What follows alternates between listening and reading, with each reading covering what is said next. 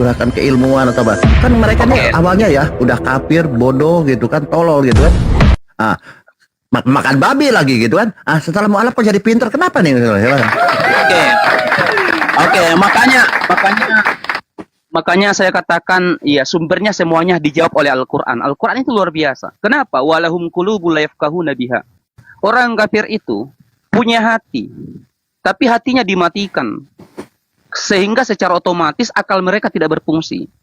Kemudian walahum azanul yasmauna biha. Mereka punya mata. Akan tetapi mata itu tidak berfungsi kepada kebaikan. Kemudian walahum ayunul yubsiruna biha.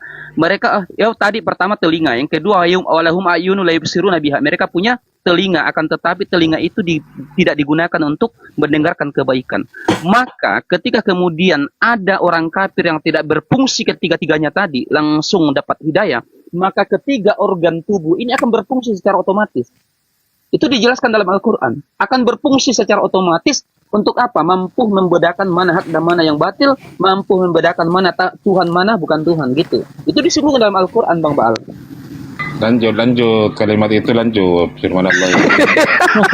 Makanya lanjutan ayat ini Bang Baal, orang-orang yang tetap kafir, tetap komitmen bersama kekafirannya, Allah mengatakan ulaika kal an'am, orang-orang yang komitmen dengan kekafirannya, mereka seperti binatang, balhum adun, bahkan jauh lebih hina daripada binatang. Betul, ya Allah.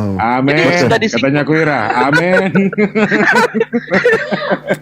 Sudah disinggung dalam Al-Quran, Bang Baal. Mereka orang kafir itu walahum qulubul la yafqahuna biha. Punya hati sama seperti kita, tapi hati mereka mati sehingga secara otomatis akal mereka tidak berfungsi.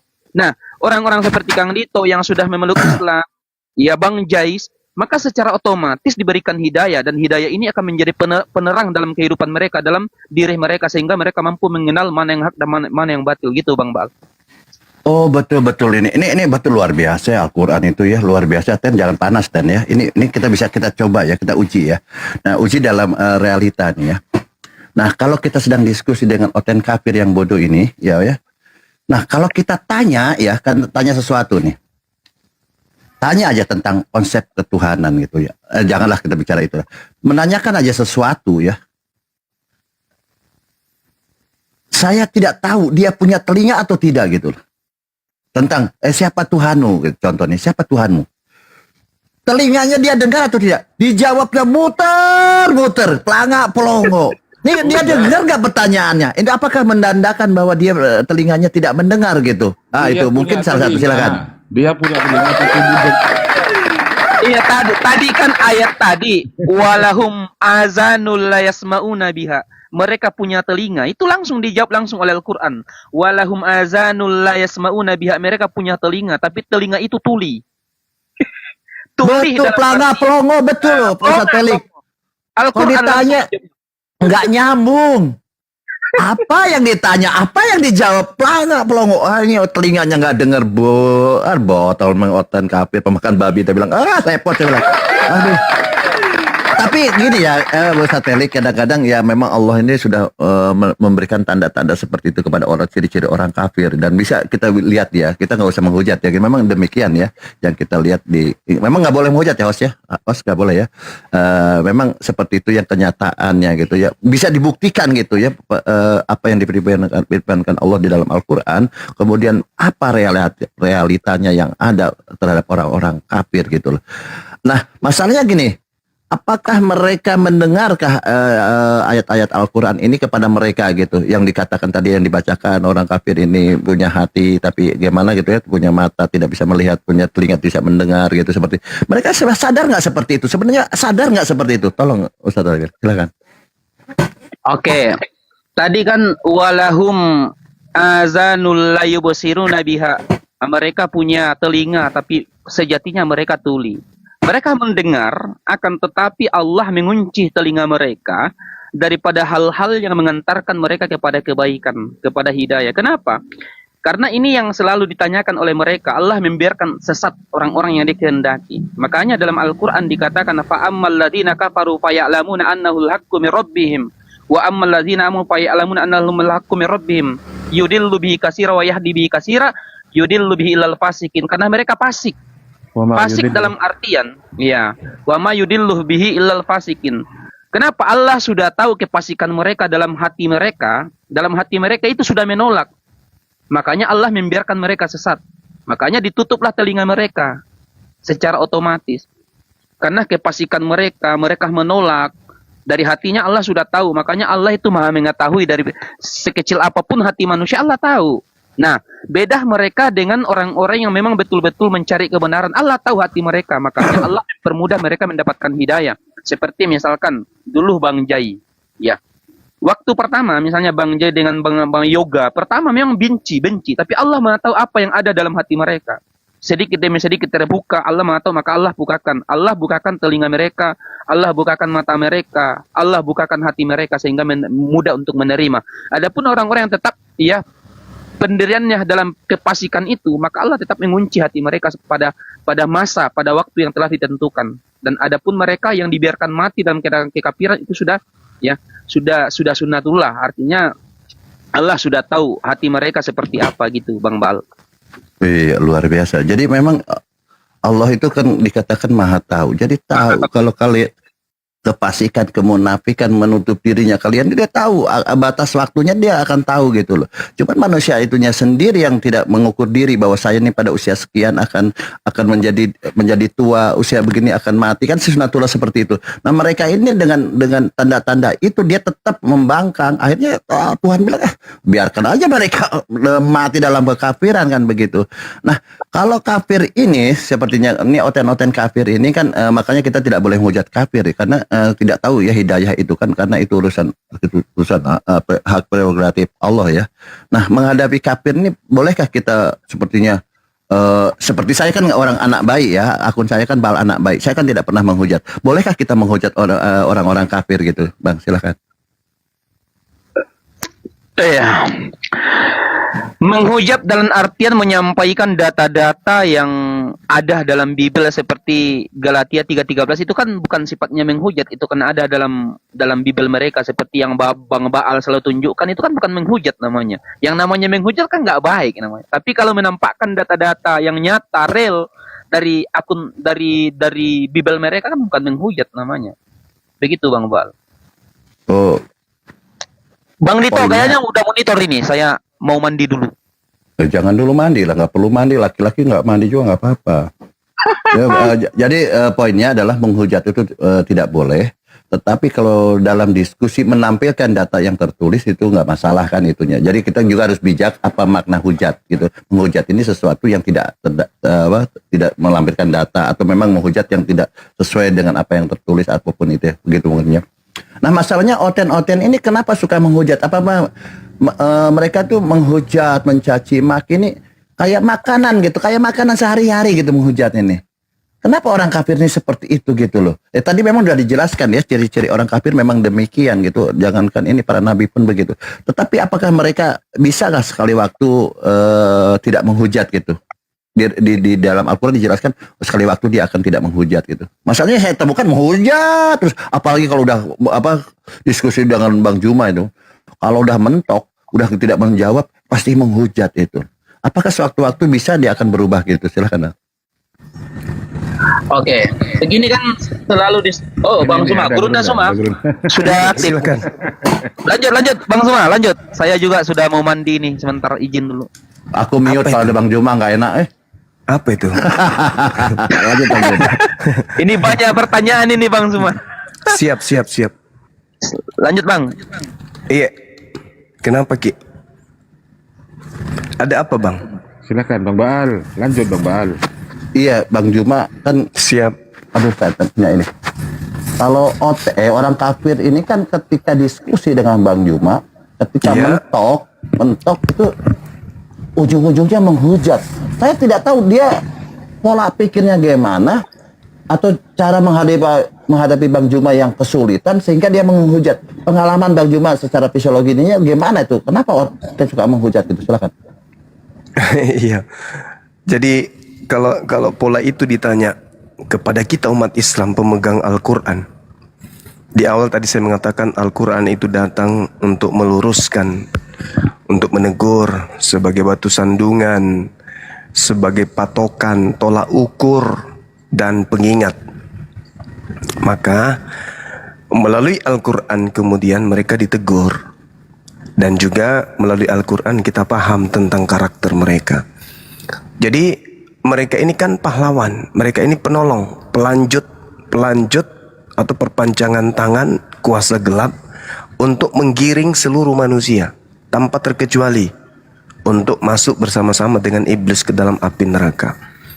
Maka sejatinya ya mereka harus memiliki tipikal yang bisa membuat manusia itu celaka, membangkitkan amarah, membuat umat Islam marah, membuat umat Islam itu balik menghujat, dan seterusnya.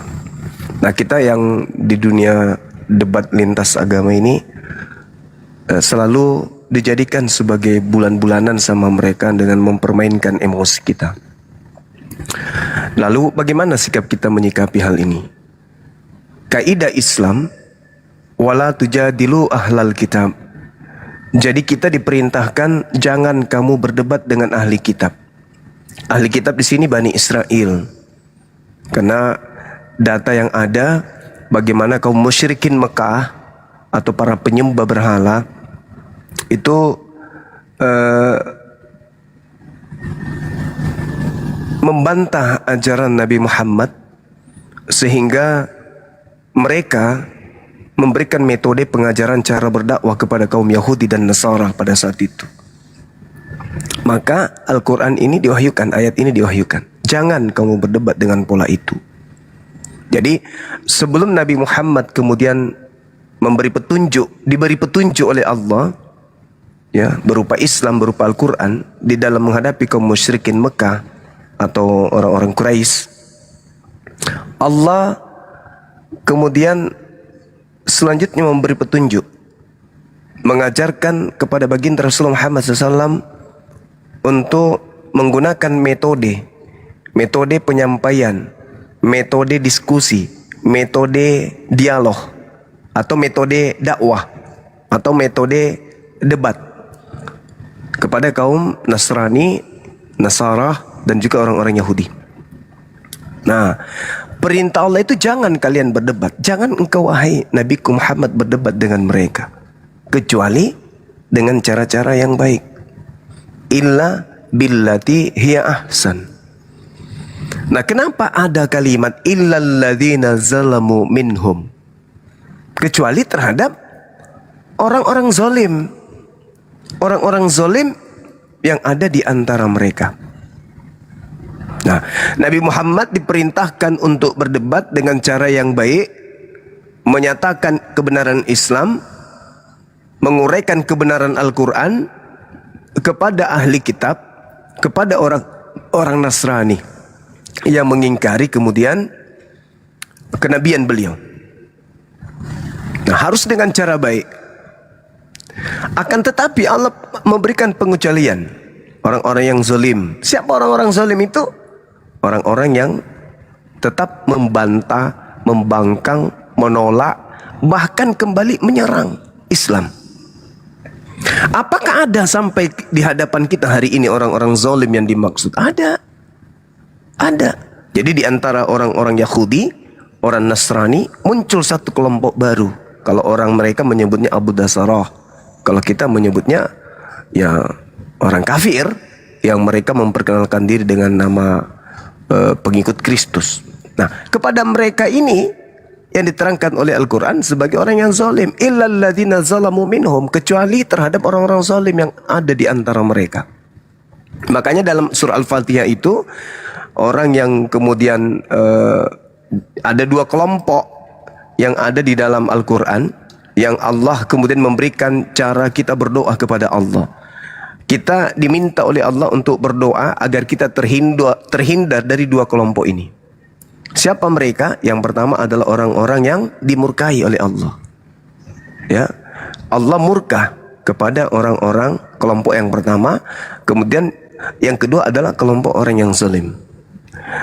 Saya jelaskan sedikit kenapa di situ diterangkan lindungilah kami ajaklah kami, tunjukinlah kami kepada jalan yang lurus, yaitu jalan orang-orang yang engkau beri nikmat keselamatan kepada mereka. Siapa mereka? Pengikut Nabi Musa, pengikut Nabi Isa. Itu orang-orang yang diberi nikmat.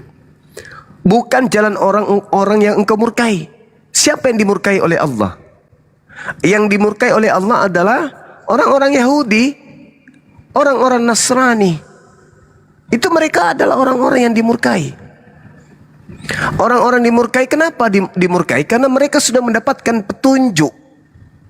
Mereka sudah dapat petunjuk, tapi mereka ingkar terhadap petunjuk itu.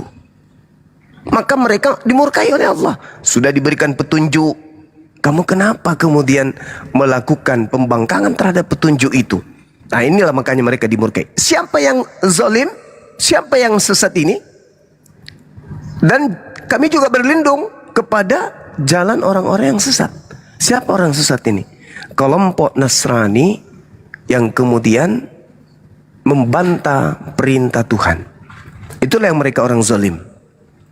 Orang zalim yang ketika ada orang-orang yang dimurkai, ketika ada perintah datang kepada mereka, mereka meninggalkan perintah itu. Orang yang zalim ini, mereka tahu perintah itu, tapi mereka bukan hanya sekedar meninggalkan, tetapi membuat perintah-perintah baru. Itu zalim. Tahu perintah, tapi membuat perintah baru. Kalau orang yang dimurkai ada perintah, mereka tinggalkan perintah itu tanpa membuat perintah baru.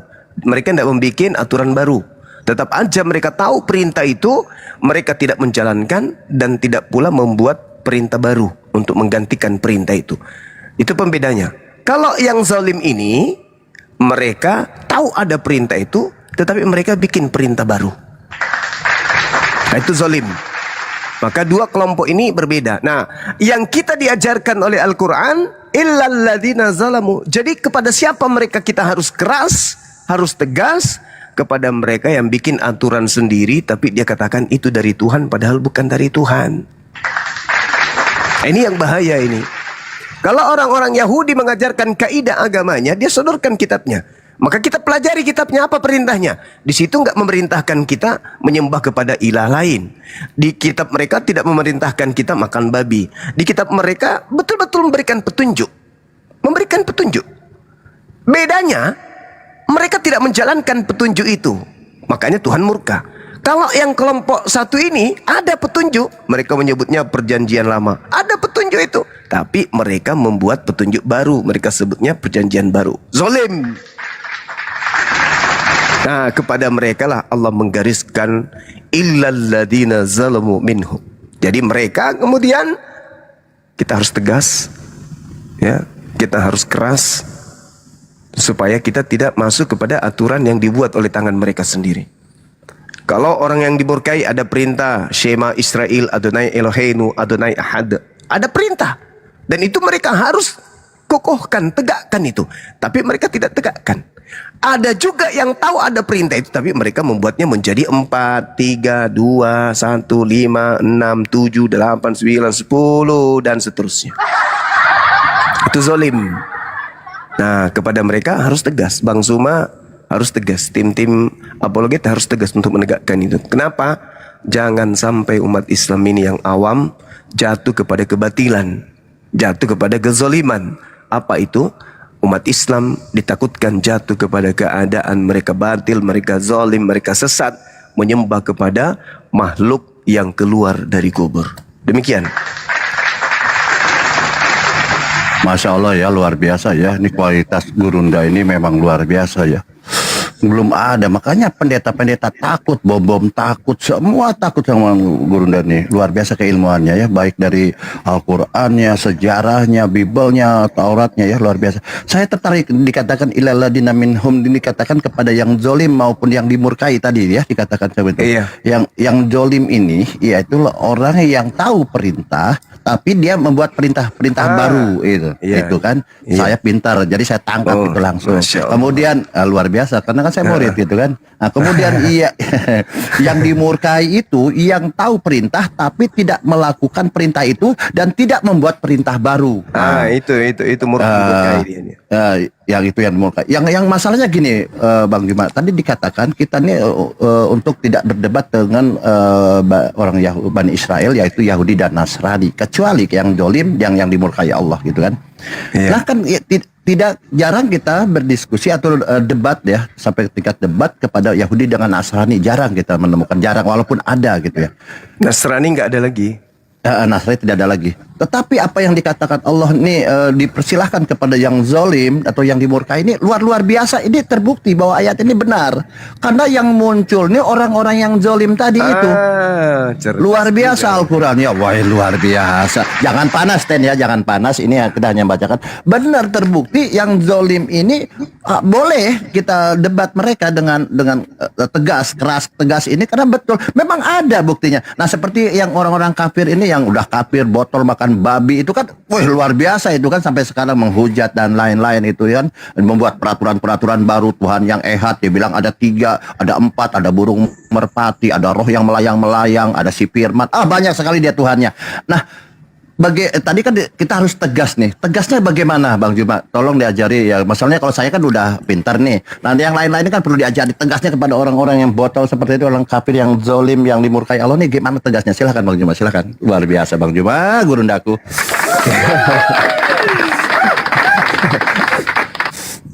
Iya, ya ketegasan kita itu ketika mereka sudah mulai merasa panas, hati udah mulai, kuping udah mulai merah, itulah batas ketegasan kita. Karena pada dasarnya kita ini adalah sasaran empuk.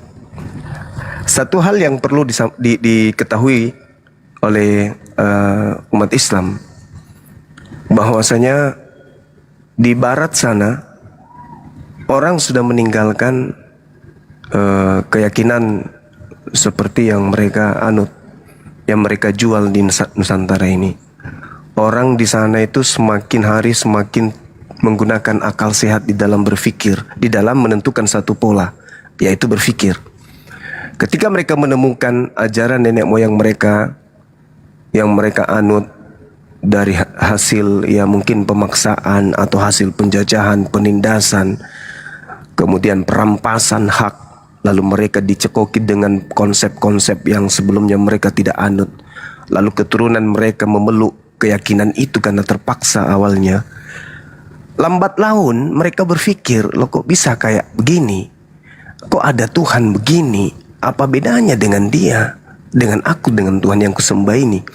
Mereka mulai meninggalkan doktrin dan dogma tersebut. Udah mulai sepi, rumah-rumah ibadah mereka udah mulai sepi. Yang sok paten dan sok cantik itu yang ada di Nusantara ini. Kenapa? Karena di Indonesia ini mayoritas Islam. Kenapa mayoritas Islam itu? Islam itu lebih mengedepankan sikap persaudaraan terhadap di luar Islam. Umat Islam tidak pernah merasa tersakiti dengan luka yang masih menganga, yang digoreskan oleh para penjajah, di mana keyakinan, agama, kepercayaan, rumah ibadah, sembahan mereka itu sama dengan mereka yang menggaungkan ajaran kasih saat ini.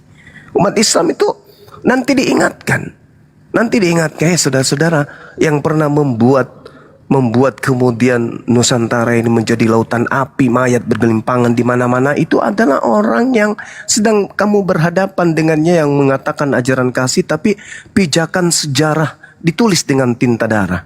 Bahwasanya mereka punya keyakinan itu berasal dari situ. Nah, kenapa kita harus tegas? Kenapa kita harus keras?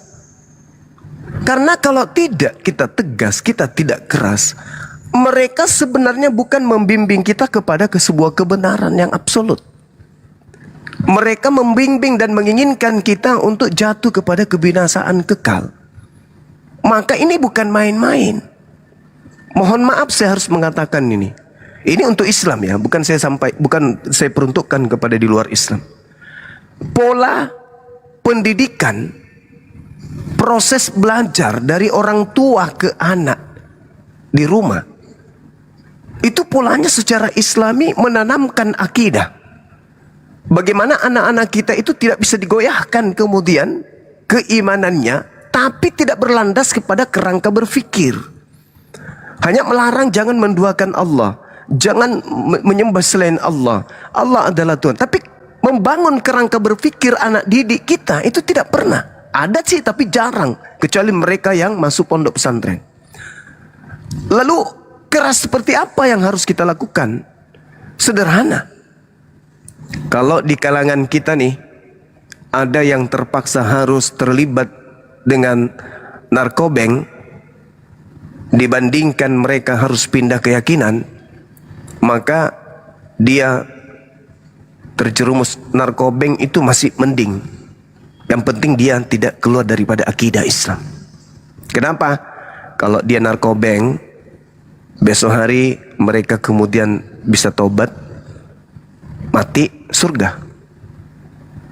Tapi kalau yang ini, mereka keluar dari Islam, mati kekal di neraka.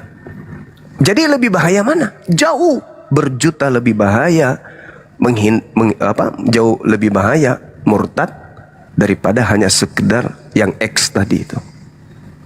Nah, lalu kalau seperti itu, bagaimana anak kita didik supaya mereka tidak narkobeng? Keras enggak? Keras. Ada kalau misalnya ada temannya yang mengajak kemudian mereka untuk mencicipi barang ini, barang X ini, apakah kita berlemah lembut kepada temannya yang mengajak anak kita kemudian untuk mencicipi narkobeng? Enggak kan? Hai anakku, jangan kamu ajarin anakku begitu ya. Kurasa itu sulit. Kenapa? Karena ancamannya sangat bahaya. Dampak terhadap anak kita itu sangat luar biasa. Kalau sampai anak kita jatuh ke sana itu bahaya. Belum lagi berhubungan, bertalian dengan hukum. Banyak hal yang akan menjadi tanggung jawab kita nantinya. Mentalnya dia, karakternya, jiwanya, pertumbuhannya anak-anak kita kalau sudah narkobeng. Itu luar biasa itu. Tapi jauh lebih bahaya lagi kalau mereka murtad. Bagaimana kerasnya kita menghindarkan anak kita dari narkobeng? Kerasnya kita terhadap orang yang datang menjajakan, mengajak anak kita untuk mencicipi barang itu, jauh harusnya lebih keras kita terhadap orang-orang yang datang menjajakan anak-anak kita untuk keluar dari Islam. Bagaimana kalau misalnya ada orang datang terang-terangan memberikan permen kepada anak kita dan isinya ternyata adalah narkobeng? Apakah kita santai? Atau kita mengambil balok memburu orang tersebut, kita hantam betisnya, lantas kita kemudian laporkan kepada yang berwajib? Kenapa? Anak ini ingin merusak anak saya dengan memberikan anak saya narkobeng. Begitulah standar minimalnya ketika ada misionaris harusnya datang ke rumah-rumah. Nah, apakah pola ini sudah dijalankan? Enggak. Berarti umat Islam masih kemudian berlembut-lembut? Masih. Umat Islam upayanya apa yang maksimal dilakukan? Maksimal yang dilakukan hari ini hanya berapologet, menerapi otak mereka, keras terhadap mereka, termasuk Bang Suma. Jadi jangan salahkan kok Bang Suma kata, anak monyet, anak asu. Itu masih belum apa-apa itu. Manusia yang dilahirkan dari sperma B2, itu masih standar bagi saya. Orang yang mendengarkan itu akan mengatakan, ini Bang Suma kok katanya siar agama kok kayak gitu modelnya. Ya, karena cakupan medan tempur dan bahaya yang didampakkan oleh pemurtadan itu nggak diketahui oleh orang banyak. Yang tahu Bang Suma dan tim. Sehingga ketika ada kata-kata seperti itu dianggap luar biasa ini, menghujat ini, nggak layak untuk didengarkan ini. Itu juga keliru. Ini adalah pola yang sangat-sangat minim. Masa ini masih pada tataran masa level rendah. Orang yang mengajak kemudian orang keluar dari Islam pada zaman Rasulullah, itu gimana kaidahnya? Pada saat orang merdeka tiba-tiba datang ingin memurtadkan dengan cara-cara licik, membagikan baju kaos, membagikan kemudian kitab mereka, mengajak anak-anak kita kemudian menyanyi-nyanyi lagu-lagu rohani mereka, tampil dengan membagikan kitab mereka dalam bahasa Arab, mengajak mereka kemudian berdoa, doa dalam bahasa Arab tapi data-data dari kitab mereka. Apa yang dilakukan oleh Nabi Muhammad SAW terhadap orang kayak gitu? Nah ini masih tatarannya sangat lemah. Perjuangan belum apa-apa. Kita hanya mengajarkan dia, anak kera, manusia yang dilahirkan dari sperma babi. Apa tujuannya itu? Untuk membangun karakter dia agar keras terhadap dirinya sendiri. Kenapa orang ini menyebut saya seperti itu? Apa yang terjadi? Oh ternyata memang orang tua saya makan babi kok. Ibu saya makan babi. Anak mama saya makan babi. Bapak saya makan babi. Saripati makanannya tentu menjadi sperma. Spermanya disemprotkan ke ibu. Lahirlah saya. Nggak salah yang disampaikan Bang Suma. Cuman ini bahasa memang masih tabu. Tapi mau kayak mana daripada saya hantam betismu pakai balok? Karena kamu datang kemudian untuk mengganggu akidah umat Islam. Kamu datang kemudian untuk apa? Memurtadkan umat Islam. Bukankah di dalam Kejadian 13, apabila ada keluargamu, anakmu, istrimu, bapakmu, saudaramu, anak kandungmu, ibu kandungmu, bapak kandungmu, atau kerabatmu yang dekat padamu mengajarkan engkau secara sembunyi-sembunyi atau terang-terangan untuk menyembah kepada Tuhan lain selain daripada aku, maka janganlah engkau belas kasihan sama dia, jangan merasa sayang sama dia, tetapi kamu harus membunuhnya dengan tanganmu sendiri. Nah kita tidak keluarga yang datang nih, bukan keluarga yang datang ke kita nih, mengajarkan kita menyembah kepada makhluk yang keluar dari kubur, bukan keluarga, orang lain. Kejadian 13, anakmu, ibu kandungmu, bapak kandungmu, saudara laki-laki kandungmu, saudara perempuanmu, apabila ia datang mengajarkan engkau untuk menyembah kepada selain daripada aku, bunuh dengan tanganmu sendiri. Lalu kau bawa dia di pintu gerbangmu, suruhlah seluruh masyarakat untuk melemparinya batu sampai mati. Apakah kita lakukan itu? Enggak. Saya hanya mengatakan, anak monyet, manusia yang keluar penyembah yang keluar dari kuburan. Masih standarnya itu. Belum apa-apa, belum ada perintah bunuh. Tapi sudah ada merasa tersakiti. Wah, Bang Suma itu penghujat, wah, dan seterusnya.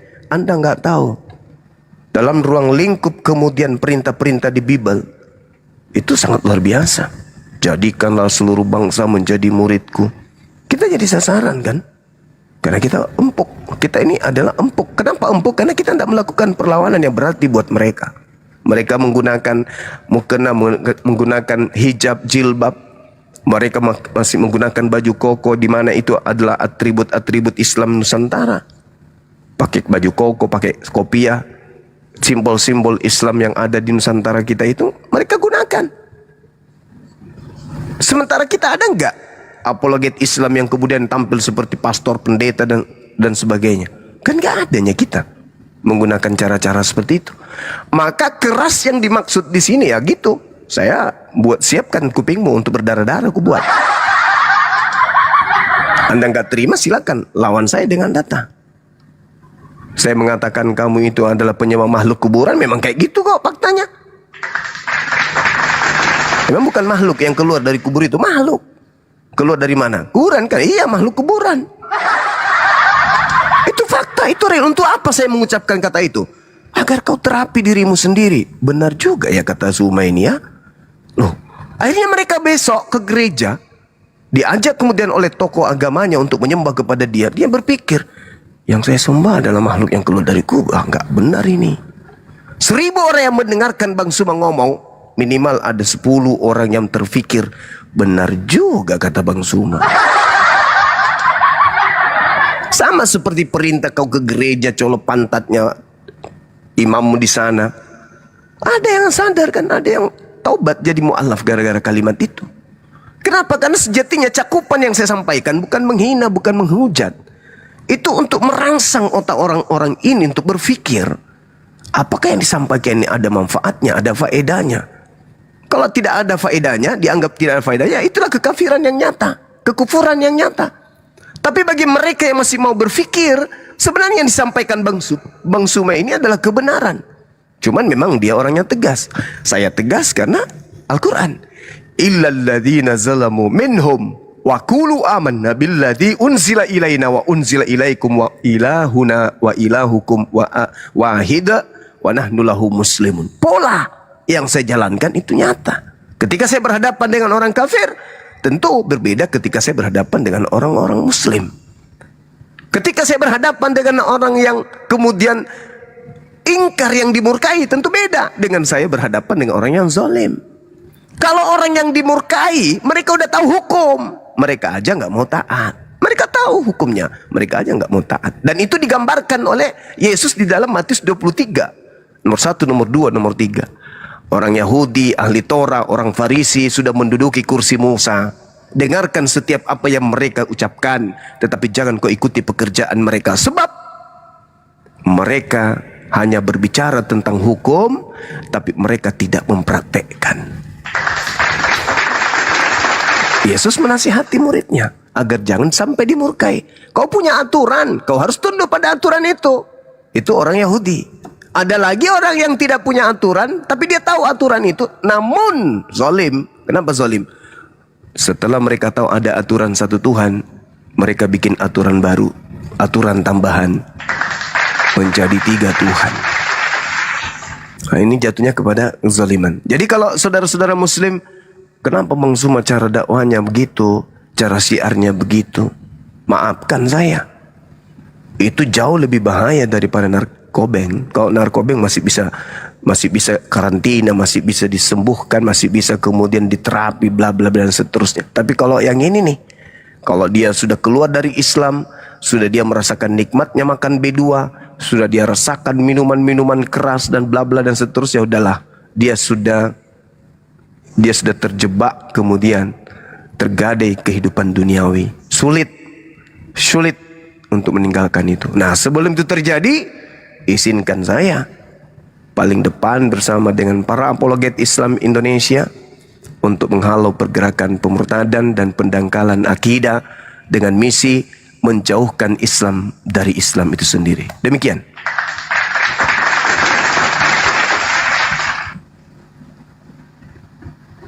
Habis ini pertanyaanku begini Bang Juma, luar biasa ya. Habis pertanyaan saya udah catat 101 pertanyaan ke Ustadz Pelik, ke Bang Juma, ke Ustadz Pelik, kembali ke Bang Juma. Habis dijawab semua, terus sama saya mau bertanya apa ini? Habis? Ya. Mati meja. Jadi ya yang kita terima dari Gunda Juma tadi itu di sini keras artinya tegas ya teman-teman. Jadi sini kita melihat Bang Juma ini sebagai apologet yang memang tidak bisa dilawan ya. Kita tidak bisa meniru Bang Juma ya, karena dia punya karakter sendiri ya, punya pola pikir sendiri, punya karakter. Ini karakternya tidak bisa ditiru, tetapi bisa diambil ilmunya yang kita bisa ambil. Jadi karakter ini punya karakter sendiri. Tadi ya poinnya yang kita dapat dari bagaimana kita tegas kepada orang-orang zalim, kepada orang-orang yang tadi itu, bahwa ini adalah pola yang disampaikan Bang Juma untuk bagaimana merangsang cara berpikir manusia gitu, orang-orang kafir terutama ya, dirangsang itu. Memang polanya seperti itu. Jadi jangan salah paham. Inilah bentuk cinta kasih yang disampaikan oleh Bang Juma demikian. Tapi alhamdulillah cinta kasih yang dengan tegas tadi bisa membuahkan hasil ya. Banyak yang gara-gara dicolok pantatnya imamnya mereka akhirnya mualaf. Ini betul loh, itu betul, ada yang curhat seperti itu. Ada yang datang ke tempat mereka, tempat ibadah, tahu-tahu Tuhan saya mati, dia bilang, pakai dari kubur. Dia langsung sadar. Alhamdulillah ya. Jadi di sini kenapa kita harus tegas kepada orang-orang dolim yang saya simpulkan, walaupun mungkin nanti salah dikoreksi, bahwa memang ini tentang penyesatan yang mereka bawakan ini luar biasa memurtadkan umat Islam ya. Kenapa? Kalau kita sampai umat muslim disesatkan di sini, poinnya adalah ini sama halnya kita mematikan manusia dari mematikan intelektualnya. Ya, orang muslim yang sudah betul-betul dalam kerangka kebenaran dimatikan intelektual keilmuannya sehingga kita menyembah orang yang mati dan hidup dari kubur. Ini kan mematikan intelektual kita. Kita tidak akan bisa terima itu. Kemudian kerangka berpikir tadi yang memang didengung-dengungkan oleh Bang Juma itu terus terang kita memerlukan anak-anak bangsa ini secara umum, memerlukan anak-anak bangsa yang punya kerangka berpikir yang positif ya, yang logik gitu ya, seperti itu. Ini sesuai dengan seperti apa harapkan bahwa anak bangsa ini harus punya karakter bangsa yang memang jati diri seperti itu Bang Juma ya. Bahkan waktu kecil di keluarga saya ini, biasanya di keluarga saya ini selalu disiapkan cerebrofit Bang Juma. Cerebrofit ini adalah obat untuk merangsang otak untuk berpikir. Tetapi dengan pola Bang Juma dalam diskusi ini luar biasa ya, menghasilkan yang luar biasa.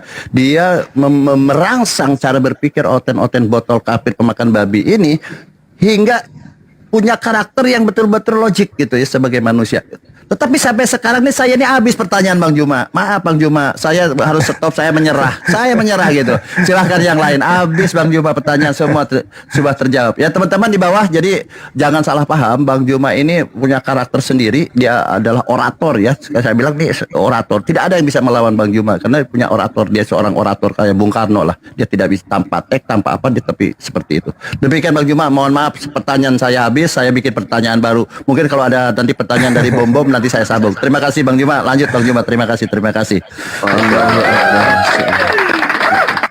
Assalamualaikum warahmatullahi wabarakatuh. Gurunda. Waalaikumsalam warahmatullahi Ustaz Arif, wabarakatuh. Kang Dito. Waalaikumsalam. Mbak Tina, Ya, karena- QQ.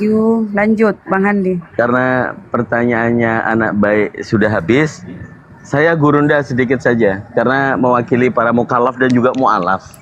Siap. Hubungannya di dialektika ini kita jarang sekali menemukan yang mereka mengaku murtadin kemudian memilih menjadi orang Kristen. Nah, bagaimana kita untuk mendebat mereka, atau apakah memang ada murtadin selama ini yang menghadapi gurunda gitu? Gurunda, silakan. Syukron, Mbak Tina, QQ. Iya. Jadi kalau seorang murtadin itu kalau dia kembali menyerang Islam, berarti ada hal penting yang perlu dipahami, khususnya kita para apologet. Kalau seorang murtadin kembali menyerang Islam, yang pertama, latar belakang dia murtad ini yang harus dipelajari. Karena sudah pasti, yakin 1000% mustahil dia murtad karena Al-Quran. Mustahil murtad karena agama Islam. Pasti ada pencetusnya. Pencetus dari dalam dirinya, pencetus dari luar dirinya.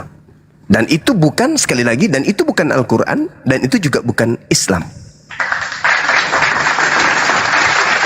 Kalau murtadin itu balik menyerang Islam, yang pertama, mungkin dia sakit hati dengan keluarganya sendiri.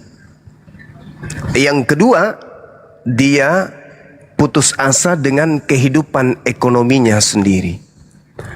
Dia putus asa karena penyakit yang diderahnya berkepanjangan tak sembuh-sembuh. Artinya itu unsur dari dirinya sendiri. Yang kedua, unsur luar, karena dengan keadaan yang ada tadi, unsur luar datang mendekat, mengajak, memberikan solusi dengan menggadai iman, maka murtad.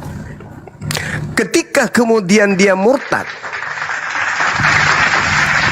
lalu yang memurtadkan itu adalah orang yang digelari misionaris.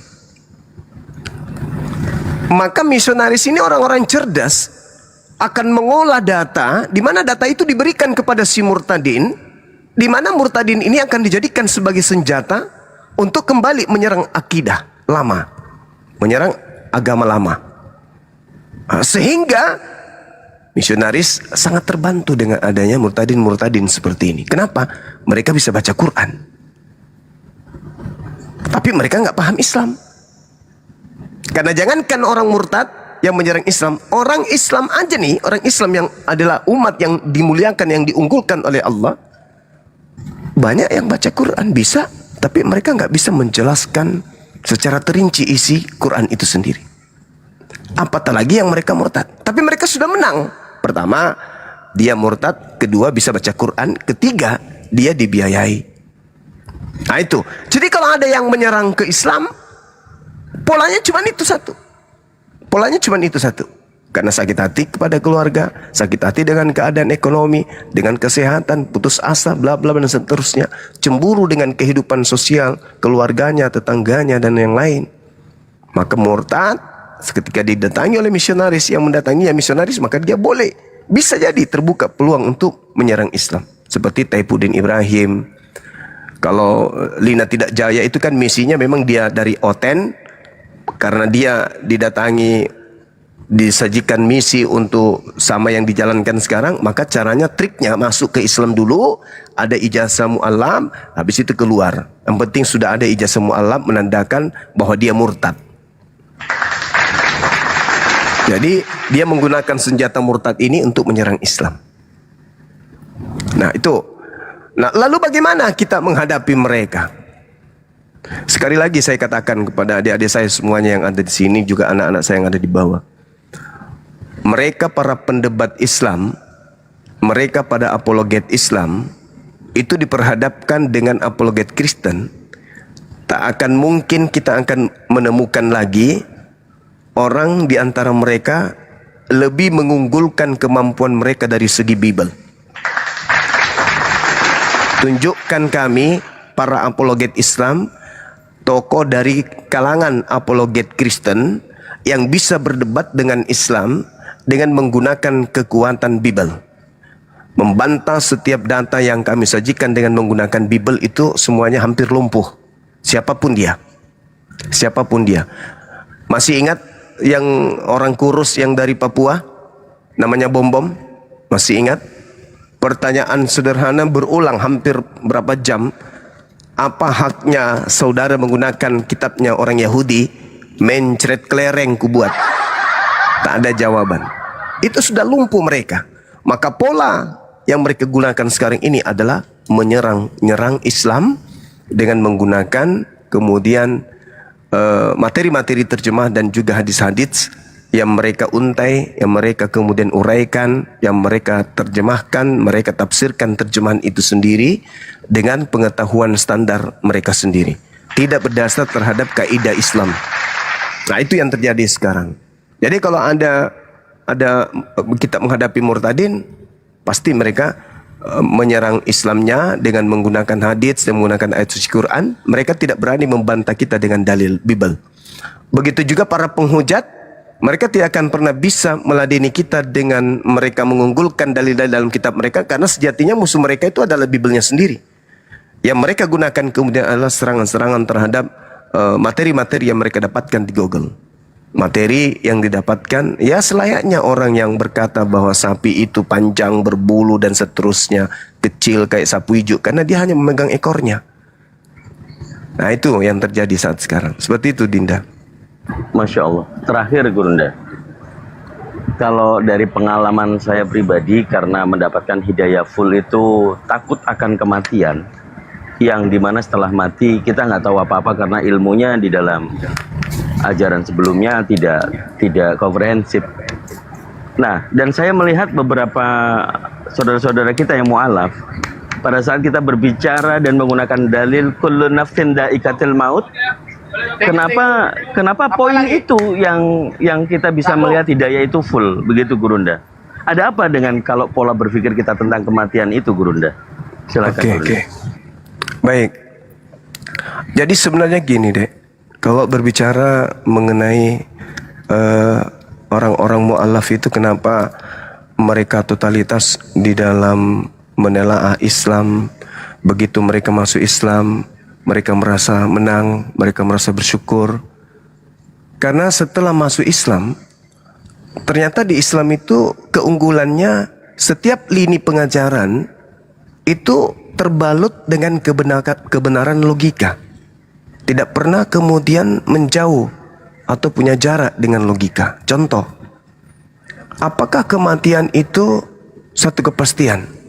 Semua orang mengatakan iya. Agama apapun itu betul iya.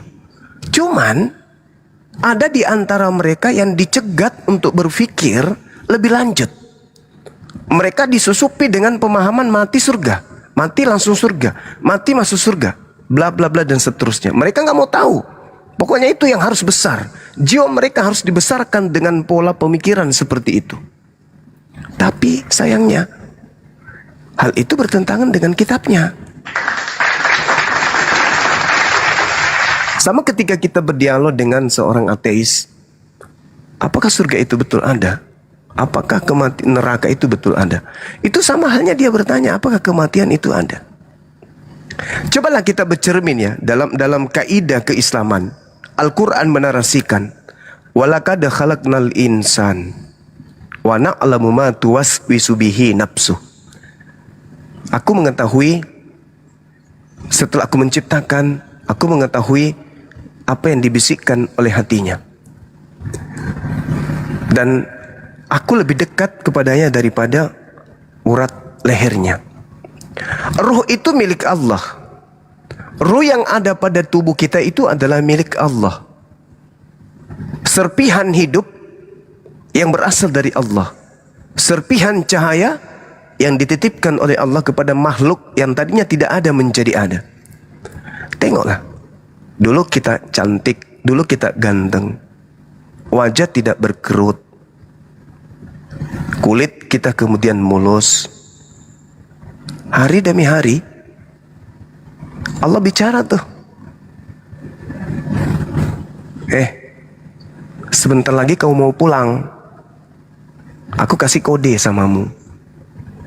Apa kode itu? Aku memberikan saripati kepada seluruh makanan yang ada di atas muka bumi, itu sumbernya dari tanah, kata Allah. Kamu makan saripati itu, masuk ke dalam tubuhmu. Makanan yang kau masukkan itu menghidupimu kan, ya. Tapi itu juga yang akan mematikanmu. Kau memasukkan makanan dalam tubuhmu agar engkau hidup, ya. Tetapi makanan yang kau masukkan itulah yang mengantarmu kepada kematian. Semakin banyak kau makan ayam, semakin banyak kau makan ikan, kulitmu akan menebal, kelopak matamu akan bertumbuh, akan berlipat, kulitmu akan semakin banyak, dan dia akan mengkerut. Lambat laun akan keluar dari makanan itu, membuat kemudian rambutmu memutih sehelai demi sehelai. Makanan yang kau masukkan ke dalam tubuhmu itu menghidupimu, tapi makanan yang masuk ke dalam tubuhmu itu menghantarkanmu kepada kematian. Dulu penglihatanmu bagus kan? Ya, semakin hari kau makan buah, semakin banyak kau makan ini, semakin menghantarkan matamu menjadi rabun. Kamu bisa lolos dari situ? Enggak. Tapi adakah kemudian serpihan harapan bagi orang-orang beriman? Ada. Pada saat mana? Pada saat dia menggunakan akal. Maksudnya gimana itu, Bang? Orang yang beriman kepada Allah, hidupnya enggak sempit. Dadanya lapang. Jiwanya itu luas. Sehingga kematian baginya itu adalah hal sepele. Kematian adalah jalan menuju kepada kehidupan yang luas.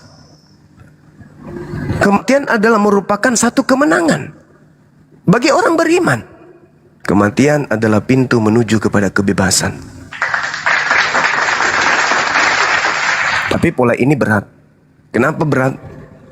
Karena tangan, kaki, lambung, mata, hidung, bibir, semua yang ada pada diri kita itu seperti magnet bagi alam ini.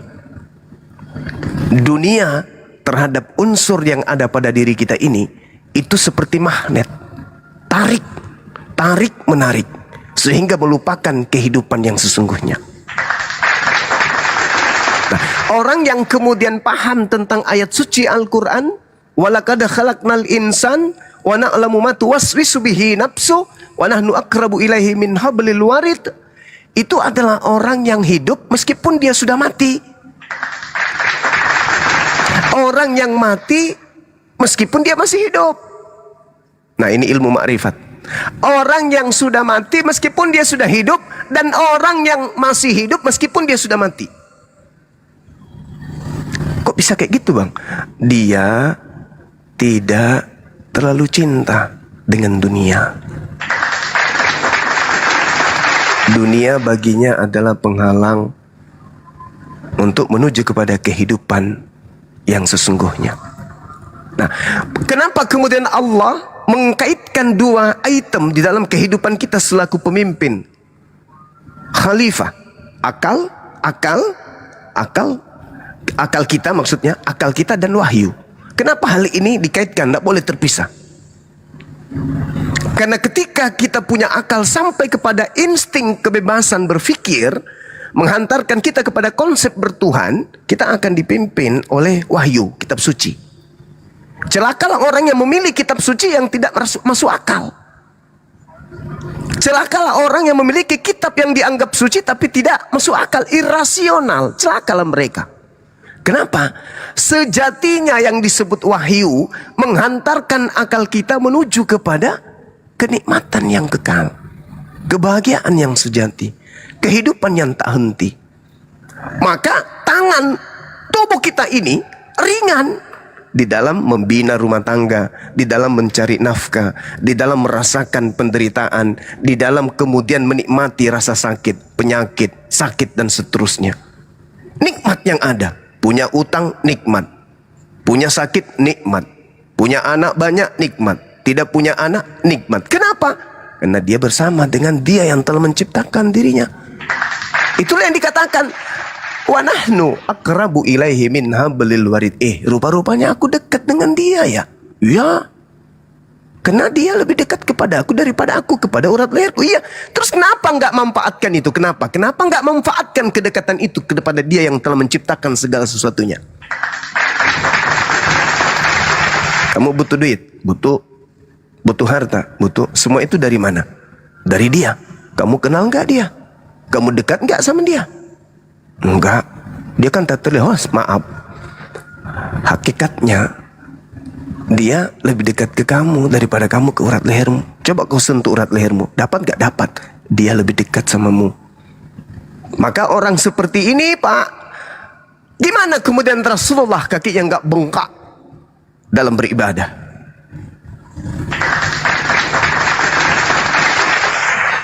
Dia bermadu kasih. Dia bercinta dengan sang pemilik alam semesta. Kalau itu sudah terjadi, apa sih kematian itu? Sepele.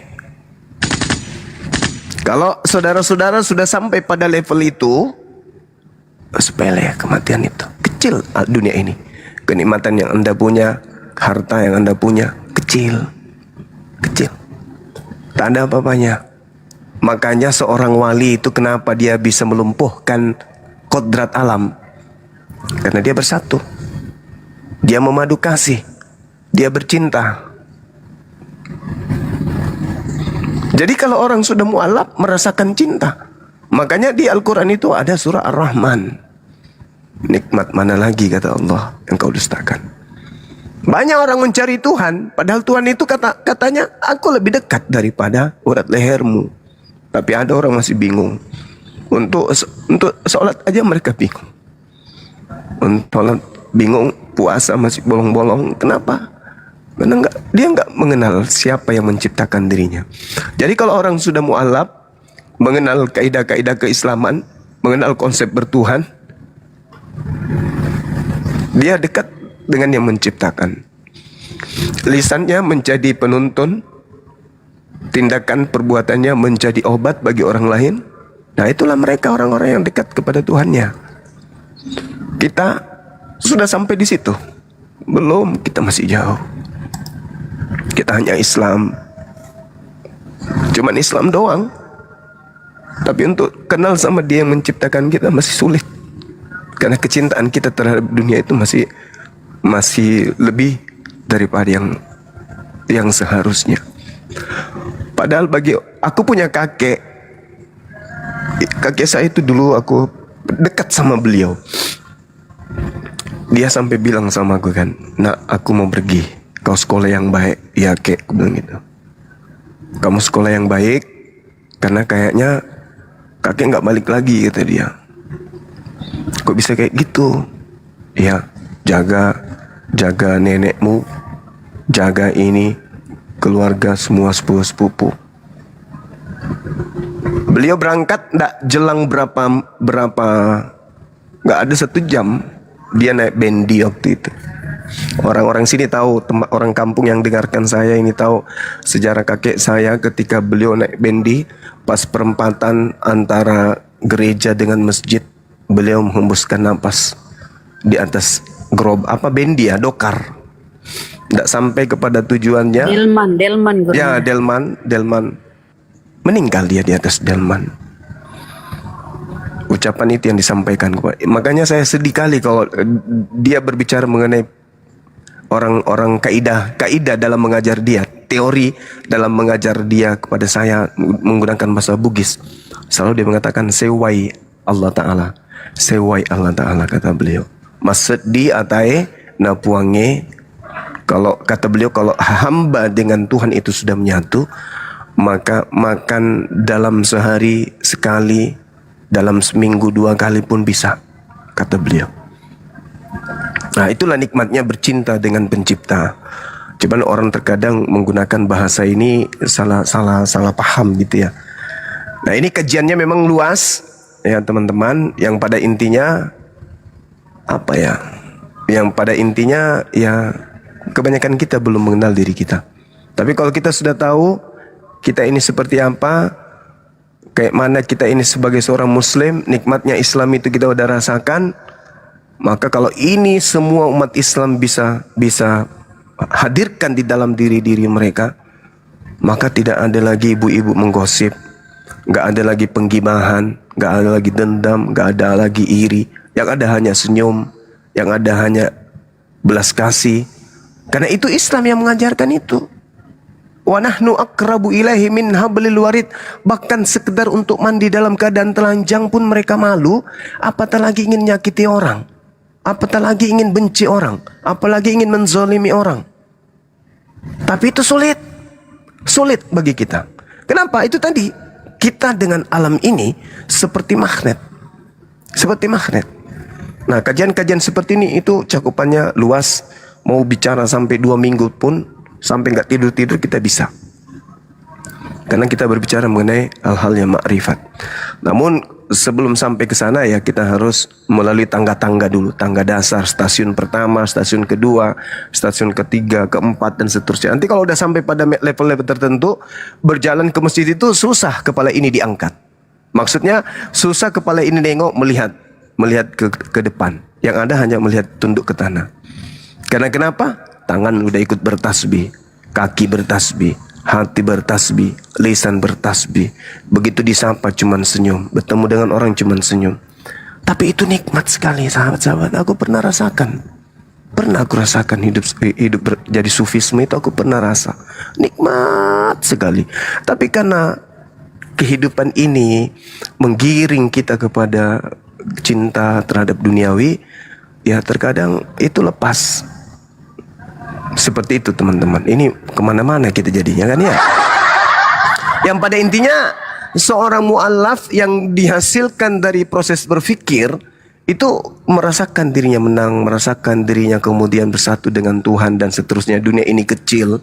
Ternyata yang kita kejar ini apanya? Yang kita kejar ini apa sih? Cuman kalau pola yang kalau pola saya ini, saya tidak menginginkan generasi saya menjadi miskin papa. Makanya saya mencari nafkah. Dan saya tidak menginginkan kemudian orang susah karena saya. Dan saya tidak ingin saudara-saudara saya yang ada di sekeliling saya itu sulit ketika saya mampu membantu. Itu aja nih yang membuat saya telaten menjadi seorang businessman, menjadi seorang developer, pengembang dan seterusnya. Yaitu karena bukan mau sekedar mencari harta duniawi, enggak, sekedar untuk membantu, menolong teman-teman, bisa di saat ada orang butuh, seperti itu adanya, dan sebisa mungkin tidak menyusahkan orang lain. Saya kira begitu Dinda Dito. Mudah-mudahan apa yang saya sampaikan ini nyambung. Kurasa nggak nyambung, saya kemana-mana perginya dari pertanyaan Anda ini, ada ini. Yang pasti Allah. Ya, hari esok itu Senin itu tidak akan ada kekuatan di atas muka bumi ini yang mampu menunda. Sakitkah kita? Bahagiakah kita? Maukah kita masuk kantor besok? Atau kita tidak ingin masuk kantor besok? Mau tidur aja terus seharian besok? Yang pasti ikhlas tidak ikhlas, mau tidak mau, ridha ataupun tidak, hari Senin besok pasti ada. Pasti datang. Begitulah kematian. Tak ada yang bisa menahan. Kita suka, tidak suka, ikhlas, tidak ikhlas, detik, tik, tik, ke menit, ke jam, ke hari, ke minggu, ke bulan, ke tahun. Tibalah masa, selamat tinggal kenikmatan dunia, selamat tinggal kenikmatan akhir, dan selamat datang kenikmatan akhirat. Senin besok adalah sebuah kepastian. Yang tidak pasti adalah Pak Bom Bom. Apakah dia masih merasakan besok atau tidak? Kan gitu. Masya Silakan. Allah, syukran Gurunda. Saya menangkap energi yang positif. Terakhir Gurunda menceritakan kakek tercinta. Saya juga merasakan energinya. Bagaimana kita umat Islam tidak pernah takut mati, hanya takut Allah Subhanahu wa Ta'ala. Jadi kesimpulan ini, Masya Allah, menjadi cahaya energi untuk kita menguatkan akidah kita bahwa umat Islam tidak takut mati, hanya takut kepada Allah. Kita berlomba-lomba dalam hal beramal ibadah. Saya rasa itu yang bisa saya tangkap, Gurunda. Syukran katsir. Kalau ada sumur di ladang, boleh saya menumpang mandi. Kalau masih ada umur saya panjang, biarkan saya moluk Gurunda. Saya belum pernah ketemu sama Gurunda. Iya, Masya Allah Dinda. Milad minggu depan atau bulan depan, insya Allah saya juga masih belum bisa. Tapi Allahu Akbar. saya akan usahakan kalau pulang ke Makassar, saya akan sampaikan. Saya akan sampaikan ke tempat Gurunda. Syukran, Amin. Gurunda, Masya Allah. Syukran. Amin, Masya Allah, Masya Allah. Subhanallah. Iya, luar biasa ini. Di tempat saya udah mau maghrib, Dinda. Mungkin teman-teman kita Sedikit dulu Gurunda. Satu, saya juga mau ini. Aduh, tadi kelewat satu. Kan baru 101 nih. Mau tambah 102 ini Gurunda. siap. Ini sedikit aja ya. Tadi melanjutkan Kang Dito ini tadi tentang mu'alaf dan murtad gini ya. Dari beberapa yang saya diskusi dengan orang murtad, orang mu'alaf gitu kan Gurunda. Siap. Kenapa kalau yang mu'alaf itu langsung berubah total dari yang dulunya botol jadi cerdas ya, kemudian berakhlak gitu ya, beradab dalam tata bicaranya ya, sopan santun, dan itu dibuktikan dalam bentuk kekeluarganya pun ke orang tua, jadi beradab gitu, berakhlak gitu ya. Nah, kemudian sebaliknya kenapa yang murtad ini setelah murtad mereka jadi penghujat gitu, tidak berakhlak, tidak apa-apa, malah jadi pemabok, makan babi, botol, tolong. Jadi sebaliknya, tolong Ustadz, ini luar biasa, ini perlu dipahami teman-teman ya. Ini perbedaan murtad dengan mu'alaf nih sampai begitu jauh gitu, bertolak belakang. Dari situ aja mungkin saya mute lama Gurunda. Ini saya tadi gak usah tidur lihat murtad mu'alafnya Gurunda. Silakan Gurunda, terima kasih. Boleh diulang inti pertanyaannya abangku? Jadi pertanyaannya, kenapa kalau yang murtad itu jadi penghujat gitu ya, tidak berakhlak gitu ya, sudah botol, tolol, makan babi itu yang murtad ini kan. Tapi kalau yang mu'alaf, ini maaf nggak boleh menghujat teman ya. Kalau yang mu'alaf itu jadi berakhlak, beradab, tata krama, sopan santun. Jadi pokoknya jadi malah jadi cerdas gitu loh. Jadi terbalik, tolong bedanya. Kenapa jadi begitu, Bu Ustaz? Silakan. Oh, baik. Allahu Akbar. Jadi ada dalil di dalam Al-Quranul Karim, karena kita berbicara mengenai lintas agama, artinya yang disampaikan oleh sahabat kita ini terkait dengan orang-orang yang hadir di komal-komal yang menghujat Islam setelah mereka mengatakan diri mereka murtad.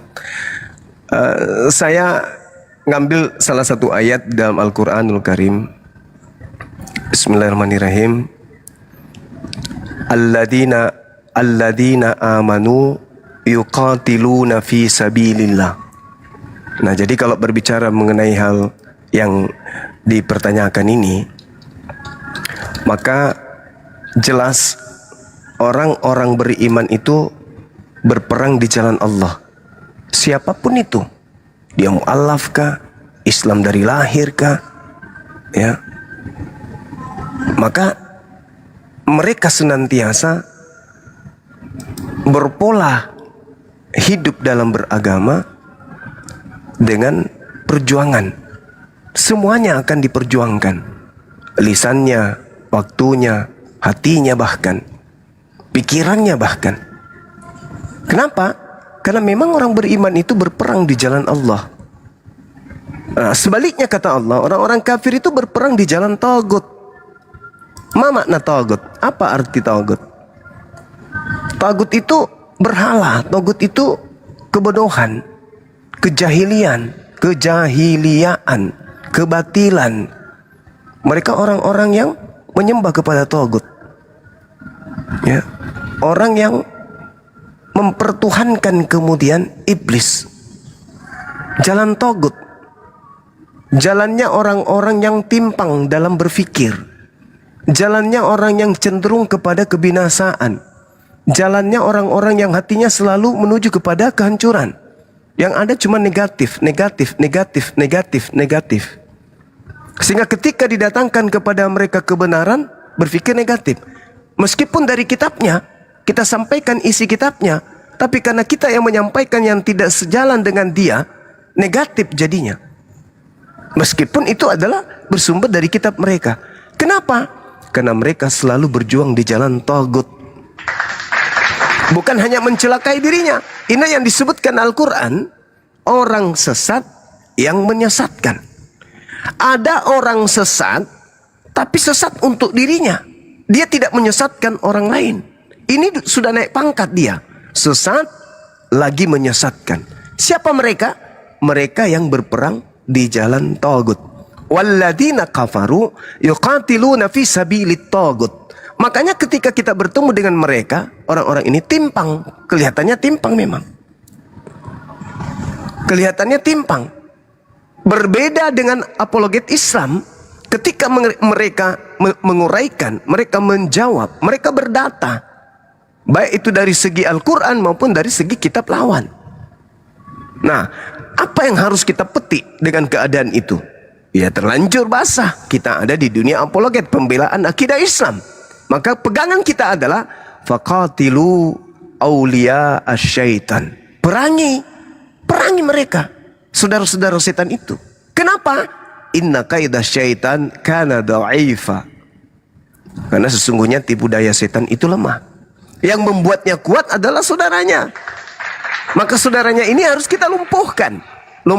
Melumpuhkan dengan cara apa? Dengan cara berdialog, mengedepankan logika sehat dengan berbalut wahyu firman, yaitu Al-Quranul Karim dan kaidah-kaidah yang muncul di dalam kitab mereka yang berlandaskan kepada Tuhan itu satu dan yang mereka sembah itu hanyalah utusan Tuhan. Itu aja dari saya. Jadi sekali lagi, penyemangat kita, Allah kemudian mengajak kita untuk memerangi saudara-saudaranya setan. Siapa saudara-saudara yang setan? Ya para penghujat. Itu saudaranya setan. Apakah semuanya orang kafir itu saudaranya setan? Ya ada saudara yang menghujat, ada yang zalim, ada yang tidak. Makanya Nabi Muhammad pun membaginya menjadi dua. Harbi, zimmi. Nah itu saudara-saudaraku. Sekira begitu. Habis ini kita mau ibadah maghrib. Di tempat saya udah mulai azan. Saya serahkan kembali kepada host atau moderator yang ada di sini. Assalamualaikum warahmatullahi wabarakatuh. Waalaikumsalam. Waalaikumsalam warahmatullahi wabarakatuh. Silakan Kang Dito dikondisikan. Iya, saya juga Banyak masuk. sebenarnya di bawah ini tippingan-tippingan menghujat. Tapi Naik nggak lah. bisa naik. Tapi nggak bisa naik. Di privat akunnya nggak bisa jambak. Iya. Nggak bisa naik mereka. Ya ayo silakan, ada satu slot buat teman-teman Kristen kalau mau berdiskusi. Cuman berani typing doang. Tapi memang agak sulit ya, murtadin mereka digerumbuli oleh apologet Kristen. Saya kemarin ada tuh ya, yang anak kecil itu namanya Fajar. Saya coba naik di sana, pura-pura dia telepon PCD King, nggak dinaik-naikin. Jadi cobalah yang murtadin lawan saya dulu aja. Kan bagus tuh kalau mu'alaf lawan murtadin. Kayaknya Mu'alaf tematik lawan yang bagus murtadin. itu. Iya. Pertanyaan Bang Baal itu bagus. Kenapa murtadin ketika dari Islam kemudian menjadi murtad? Ya karena apa ya? Yang pertama meninggalkan sholat, meninggalkan kewajiban-kewajiban, kemudian wudhu yang kemudian memberi cahaya bagi umat Islam itu kemudian membuat mereka gelap, wajahnya gelap kan gitu kan. Akhirnya yang menghujat.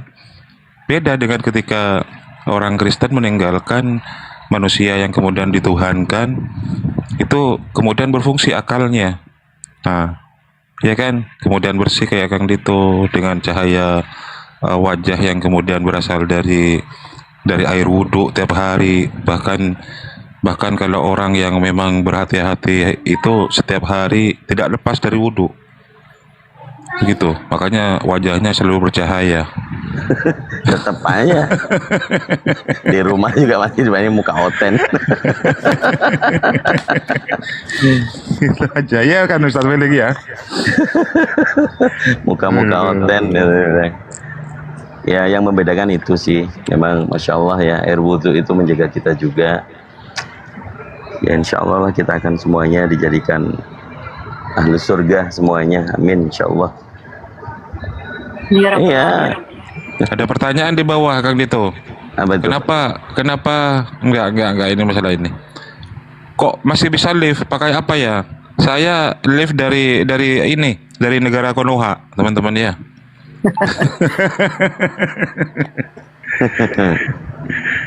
Aduh, bareng Bang Handi. Saya bareng Bang Handi sekarang di Konoha. Di Indonesia Iya, nggak bisa sudah. Banyak yang nggak bisa live Ustaz. Banyak yang DM ke saya ini Bunda berpuluh-puluh ini. Kenapa Ustaz bisa live? Kok di share ke saya? Saya nggak bisa masuk katanya kan. Waduh. Masih kalah canggih sama Burundi berarti. Iya di Burundi. Budarni aja tadi saya share ke Budarni. Loh, saya sudah terima kok. Tapi kenapa kok saya nggak bisa masuk ya katanya kan. Ya mereknya merek Oten HP-nya Bunda Darni gitu aku. Aduh. Iya. Masih inilah. Kan ada pembatasan di negara kita untuk TikTok live. Ya karena yang diblok untuk akses yang lagi demonstrasi ya. Ya silakan. Jangan-jangan Oten tidak bisa naik karena kayak gitu juga ini Ustaz.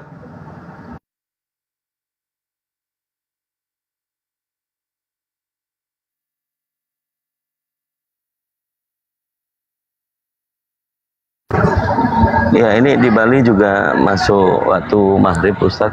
Aku mute dulu. Ini siapa ini? Juga sama. Ini siapa ini? Siapa namanya ini? Hoi, siapa namanya? Arsya. Arsya. Selamat sore Arsya. Arsya, selamat sore Arsya. Arsya. Aduh.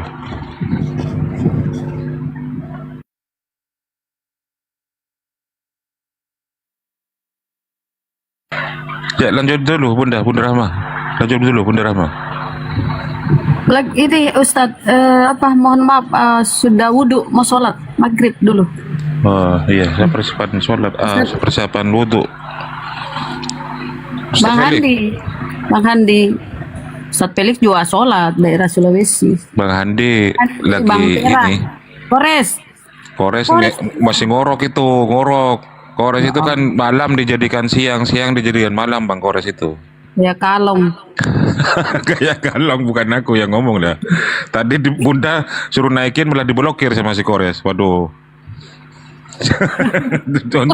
Enggak, saya buka lagi blokirannya. Seperti kok Bang Kores naikkan Bunda Rahma, Bang Kores. Itu ada di multi gitu kan. Diblokir malahan. Waduh. Dia undang aku sih kampret. Lanjut. Sholat dulu Ustaz, izin.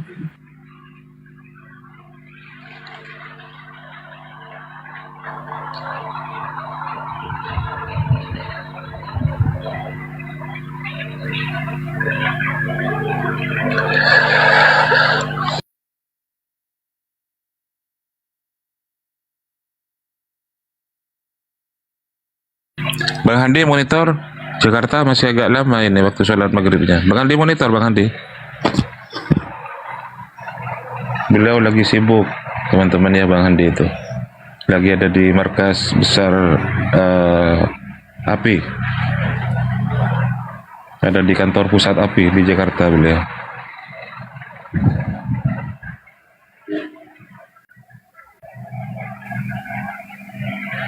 Ya teman-teman, yang mau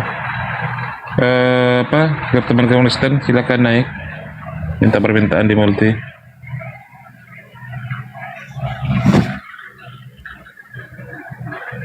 Oh, ini ada Ustaz Sugi malah. Ustaz Sugi selamat petang. Ustaz Sugi selamat sore. Assalamualaikum warahmatullahi wabarakatuh. Ya udah biar nggak vakum Ustaz komalnya Ustaz sambil lalu ini. Orang saya lagi nyantai-nyantai di bawah dinaikin. Iya, biar Ustaz Sugi saling ganti gini. Lagian nggak ada hotelnya, mau ngomong apa tuh, Pak? Ya kajian aja lah Ustaz Sugi. Dari tadi kan bertanya seperti itu antara mu'allaf dan murtad. Jadi kami secara tidak eksplisit menyebutkan oten. Ya udahlah kita sebut kafir aja gitu kan. Kan memang ada di dalam Al-Qur'an. Ada orang kafir, ada orang munafik, kan gitu kan. Ya, jadi saya menyikapi mengapa seperti yang dikatakan Bang Baal itu tadi ya. Kenapa ketika dia murtad ini kok lebih beringas kalau dibandingkan orang-orang yang mu'alaf ya. Setelah dia mu'alaf menjadi lemah lembut berakhlak gitu kan. Ya karena memang di ajaran mereka nggak ada akhlak. Mana ada ajaran akhlak? Kalau kita kan di Islam ada ajaran akhlak tuh. Waktu kita, di MDA dulu contohnya kan, ada khusus ajaran akhlak. Nah akhlak ini perbedaannya akhlak dengan norma ya. Kalau akhlak ini segala sesuatu tindakan kita yang kita dasarkan kita sandarkan kepada Allah. Kita menolong orang, kita sandarkan kepada Allah. Kita berbicara, kita sandarkan kepada Allah. Kita berinteraksi kepada sesama manusia, kita sandarkan kepada Allah. Sehingga setiap langkah gerak-gerik kita itu selalu berhati-hati. Apakah apa yang saya lakukan ini berkenan nggak ya di hadapan Allah ya? Apakah yang saya lakukan ini melanggar enggak? Dapat ridho enggak? Nah, itu pemikiran Islam seperti itu. Dan jangan lupa ketika setiap kita sholat, kita selalu berikrar tuh. Inna sholati wa nusuki wa mahyaya wa mamati lillahi rabbil alamin. Segala tindak tanduk gerak-gerik kita, ya ibadah kita, sholat kita, hidup kita, mati kita, lillah hirobil alamin, hanya untuk Allah saja. Nah itulah yang menjadi pembeda antara murtadin dan mu'alaf. Mu'alaf orang masuk Islam, taat, tunduk kepada Allah, gerak-gerik tingkah laku disandarkan kepada Allah. Sedangkan murtad, dia disandarkan kepada siapa?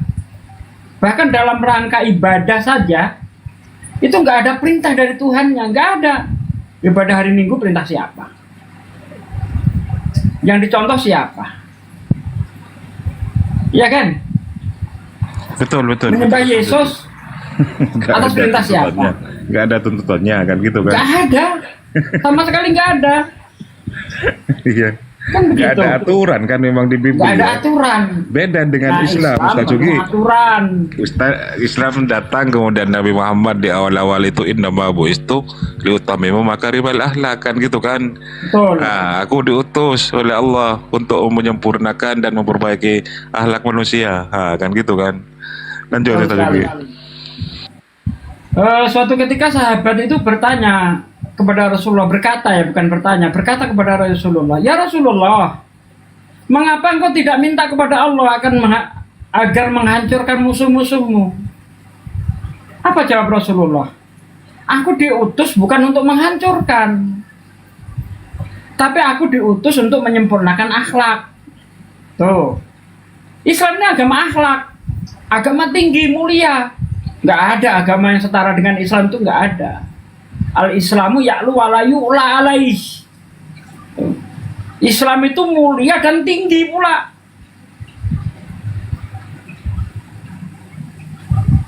Nah, orang-orang yang murtad ini saya ibaratkan itu seperti babi. Ya, Islam itu taman. Orang murtad itu ibaratnya babi. Jadi namanya babi itu ditaruh di taman, itu dia tidak terkesan akan keindahan taman, ya, warna-warninya bunga, semerbak harumnya bunga, itu enggak terkesan sama sekali. Babi itu enggak terkesan. Karena memang babi itu tidak suka tidak menyukai namanya keindahan. Babi itu sukanya comberan, tempat-tempat kotor, comberan. Nah, itu paling suka dia. Walaupun babi itu ditaruh di taman, dia akan mencari comberan di sekitar taman.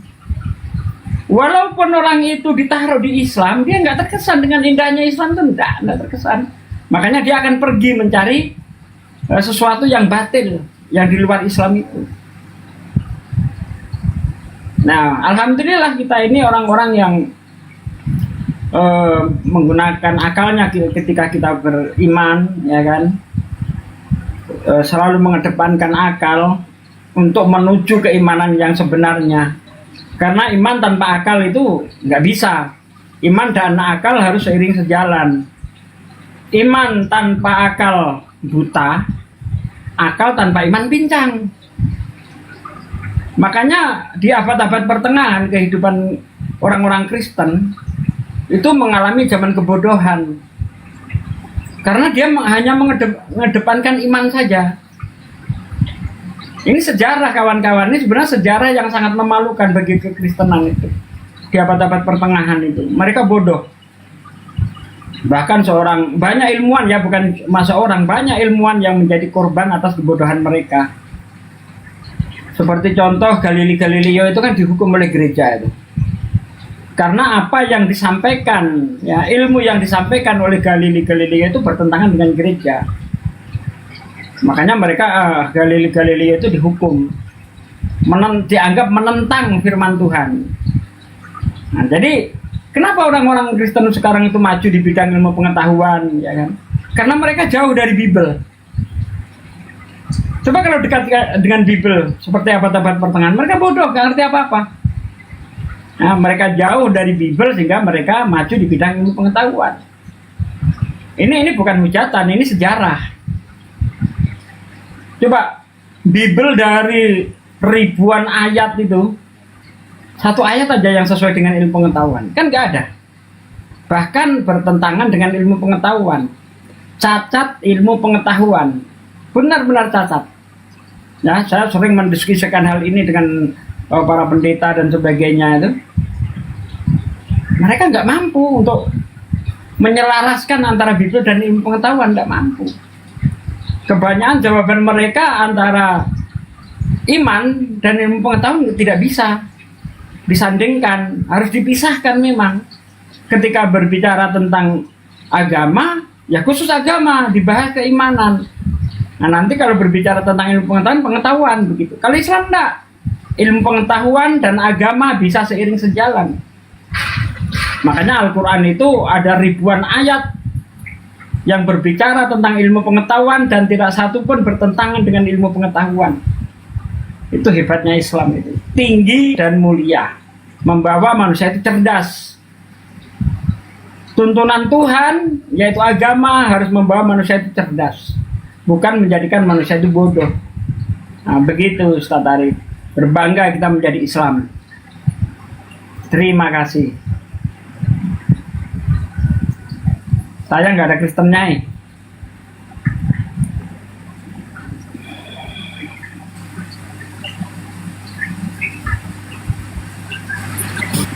Betul. Udah maghrib bendera mah. Sudah Ustaz. Makanya kalau kita lihat ya, saudara-saudara kita yang mu'alaf tuh, itu karena kecerdasan. Ya, karena dia menemukan kebenaran bahwa setelah dia baca Bible, setelah dia pelajari secara mendalam Bible itu, dia menemukan kebenaran di Islam. Bukan malah makin mengimani Bible, enggak. Malah meninggalkan Bible.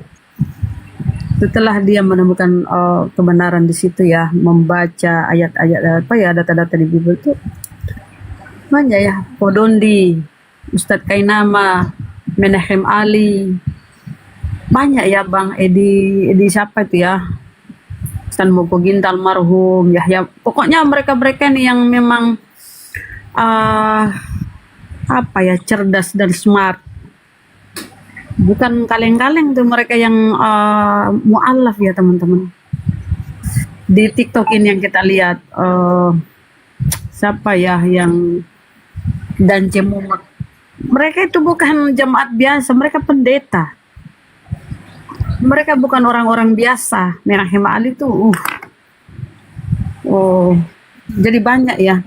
Dibandingkan mereka ini yang ngaku-ngaku murtad ya, itu ya biasanya ya antara perut dan bawah perut, karena nggak tahan kemiskinan dan karena pernikahan atau perkawinan itu kadang. Tapi kalau dia murtad karena dia paham Al-Quran dan dia sudah membedah Bible, itu nggak akan mungkin dia murtad. Makanya Gurunda selalu bilang ya, kalau kalian mengikuti Bible, mustahil kalian Kristen, mustahil. Karena ajaran yang disampaikan Yesus di Bible, sabda Yesus di Bible itu tidak ada yang berkesusahan dengan yang mereka imani saudara-saudara Kristen, ya kan? Ya, jadi mereka-mereka yang murtad ini ya, belum ada ku tengok karena kecerdasannya ya teman-teman, belum ada. Alhamdulillah ya. Dan kalau kita lihat mereka-mereka yang mu'alaf ini, masya Allah ya, nah, mereka mau berpikir, mereka mempergunakan akalnya. Nah, saudara-saudara Kristen yang ngeyel hanya bisa menghujat, ya itu akal dimatikan. Ya kan? Tiap hari disuapi data-data di Bible-nya, tapi mereka apa ya, masuk di telinga kanan, keluar di telinga kiri. Tapi ya namanya juga kita berdakwah ya. Ini kan termasuk dakwah saudaraku ya. Kita jangan jenuh-jenuhnya menyampaikan. Kita harus menyampaikan. Kita jangan berpangku tangan. Ini adalah dunia kita ya yang berapologet ini. Dunia kita, masing-masing kita punya tugas. Kita yang di dunia online ini ya, ada yang di dunia offline, ada yang berkunjung ke sana, ke daerah-daerah mendakwakan Islam. Ya, masing-masing kita dengan proporsi kita masing-masing. Apa yang kita mampu dan kita sampaikan walau satu ayat. Serulah mereka ke jalan Tuhanmu dengan cara yang baik, kecuali terhadap orang-orang zolim kita harus tegas. Ya, tapi selama mereka masih slow, ya kita dakwahi dengan baik gitu. Karena di Bible mereka pun ada amanat agung ya, Ustaz ya. Ada amanat agung itu. Jadi kalau kan kadang gini loh, ada saudara Kristen, bahkan ada saudara Islam sendiri ya, kita naik. Kenapa sih kalian ada begini begitu membahas agama mereka ini bla bla segala macam lah. Memang kita harus diam, berpangku tangan, hanya menonton. Ya, enggak lah. Jangan kita bermasa bodoh, teman-teman. Ya, jangan. Nah, mereka sudah jauh-jauh hari itu sudah ada di Zoom, live YouTube tuh menghujat, mendiskreditkan Islam, agama kita. Nah, kita harus tampil. Nah, adalah saudara-saudara kita ini, ya istilahnya apa ya, dengan girohnya itu ya bersatu kita. Kena pembatasan aku. Gara-gara apa Ustaz? Ngefek. Ya Allah.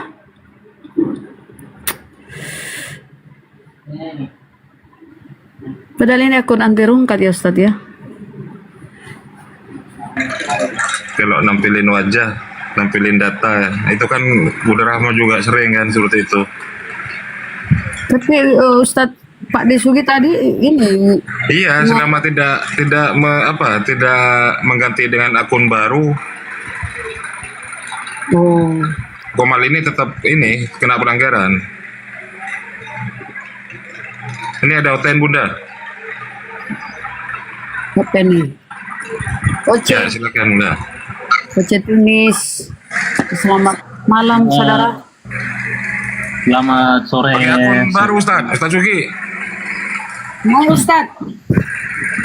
Ustaz Cuki pakai akun baru Ustaz. Kalau masih naik dengan akun yang sama, tetap di pembatasan oleh TikTok, kasih pembatasan. Tetap kena memang ya. Silahkan Bang. Oke, selamat sore saudara-saudara saya yang beragama Muslim.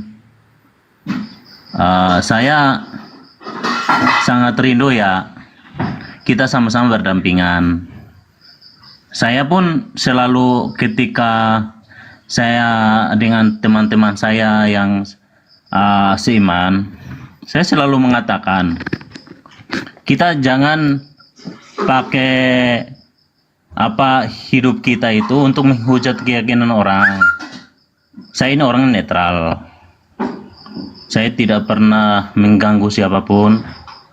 Dan bahkan ketika ada di room kami orang Kristen, saya selalu ada untuk mau menjadi seorang netral. Kita sama-sama fokus dalam agama kita masing-masing. Kita lihat negara kita yang sekarang. Sangat sedih kita melihat negara kita yang sangat hancur.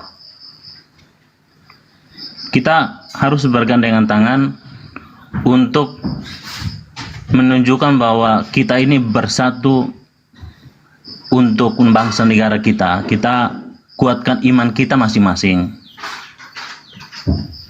Saya memang saya secara pribadi mengatasnamakan umat Kristen, kami minta maaf kalau ada teman-teman kami yang sering kadang-kadang menghujat. Izin saya potong Pak ya. Kayaknya bahasa Bapak ini tidak pantas di sini Pak. Ya, Kalau bahasa ini yang mau Anda sampaikan, silahkan pergi dulu ke Komal-Komal Kristen. oke, Ya mata maksudnya pisau apa segala, silahkan. Jangan di sini Pak. iya, oke, saya paham itu, Jangan Pak. di Maksud sini. di sini. Biar Ya, lanjut Bunda Rahma. Mari Ustadz kita tanggapi pelan-pelan Ustadz, izin. Oke, kita sama-sama berdampingan saja. Kita fokus Oke, ke keyakinan kita masing-masing. Kita jangan menghakimi keyakinan orang lain.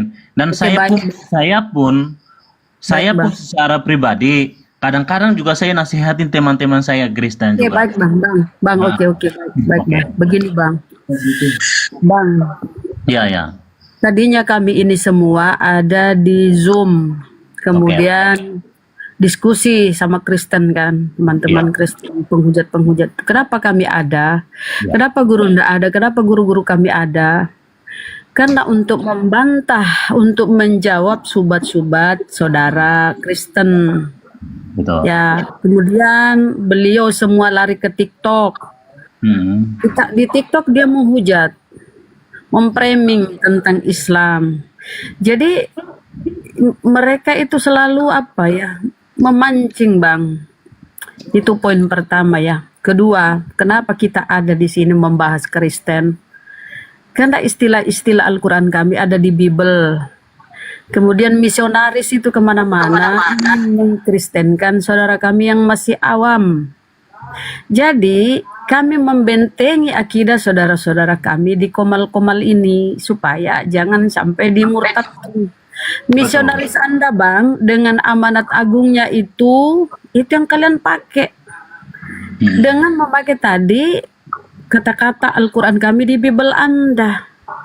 Lihat bagaimana kami dengan Hindu, Buddha, atau agama-agama yang lain. Mereka percaya diri dengan jati diri mereka masing-masing. Gak ada yang mengambil istilah-istilah di Islam. Mereka percaya diri. Apa ada kami pernah menyinggung mereka, berdiskusi dengan mereka? Enggak. Karena dia percaya diri dengan apa yang mereka punyai. Nah, di kekristenan ini suka mengambil istilah-istilah Al-Quran kami. Pendetanya pun suka nyamar-nyamar dengan cara-cara penampilan seperti orang Islam. Demi apa? Demi mengkristenkan saudara kami yang di pelosok-pelosok itu. Kita lihat bukti-bukti. Jadi kita harus tampil, Bang. Tapi niat kami bukan untuk mencari keributan ya. Bukan. Kami hanya membela diri, Bang. Hanya membela diri, gak mungkin kami berdiam diri, gak mungkin. Ya jadi jangan salah memahami gitu loh. Kalau Anda tidak mau dibahas-bahas tentang agama kalian, hilangkan semua istilah-istilah Al-Quran di Bibelmu. Ya, percaya diri dengan jati diri kekristenan Anda. Ya, jadi gugat sana penerjemah lain. Kembalikanlah, pakailah Theos atau Tuhan atau dewa.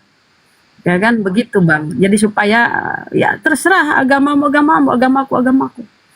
Jangan lagi menyinggung, jangan lagi misionarisme itu menyamar-nyamar seolah-olah dia penampilannya seperti ustadz, padahal yang dia bawa itu Kristen.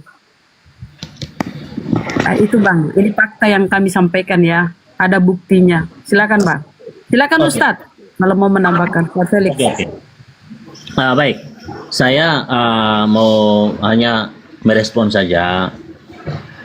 Kalau ada teman-teman saya yang Kristen menghujat, saya mewakilkan minta maaf.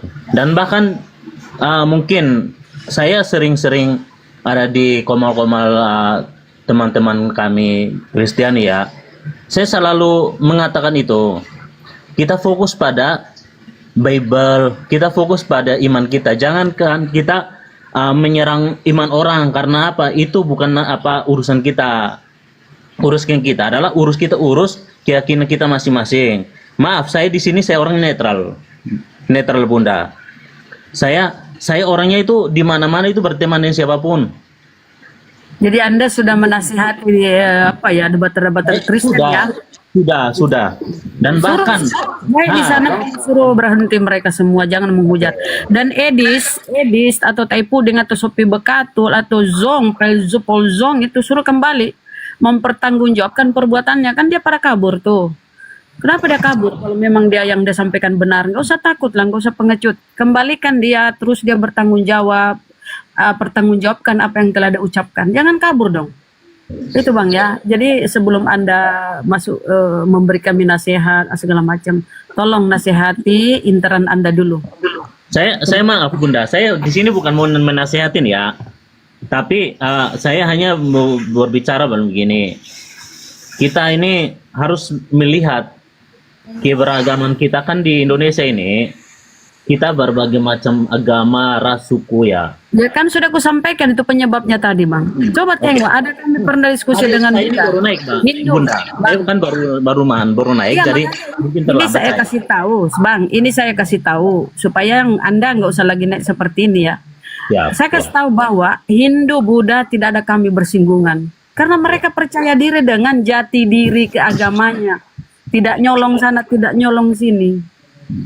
Ya kan, mereka tengoklah debater Kristen tampil di TikTok memakai jilbab, padahal salib di dalam bajunya. Ini kan penghinaan. Untungnya kami ini, Bang, untungnya kami ini Islam sudah ada kaidah-kaidah yang mengatur kita.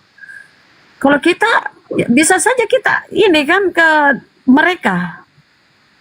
Ya kami hanya berharap kalian sadar dirilah. Tampillah sesuai dengan agama kalian. Pakailah kalung salib sebesar-besar tiang listrik lah. Jangan nyamar-nyamar pakai hijab, pakai jilbab. Kalau hijab itu Bunda, sebentar Bang. Padahal kalau ke gereja Bang, nggak ada yang pakai hijab ya. Oke. Saya mau jelaskan tentang itu. Kalau untuk masalah hijab, kalau hijab itu Bunda, kami itu ada satu keyakinan itu namanya Kristen Ortodoks. Ibunda mungkin tidak tahu itu. Kalau si Mikantrot itu bukan Kristen Ortodoks, ke gereja dia tidak pakai apa-apa, Bang. Harusnya kalau tampil sebentar.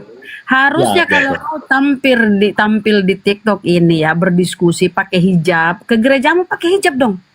Tunjukkan saya itu oten-oten yang diskusi di komal ini, komal-komal Kristen yang bergereja itu pakai jilbab.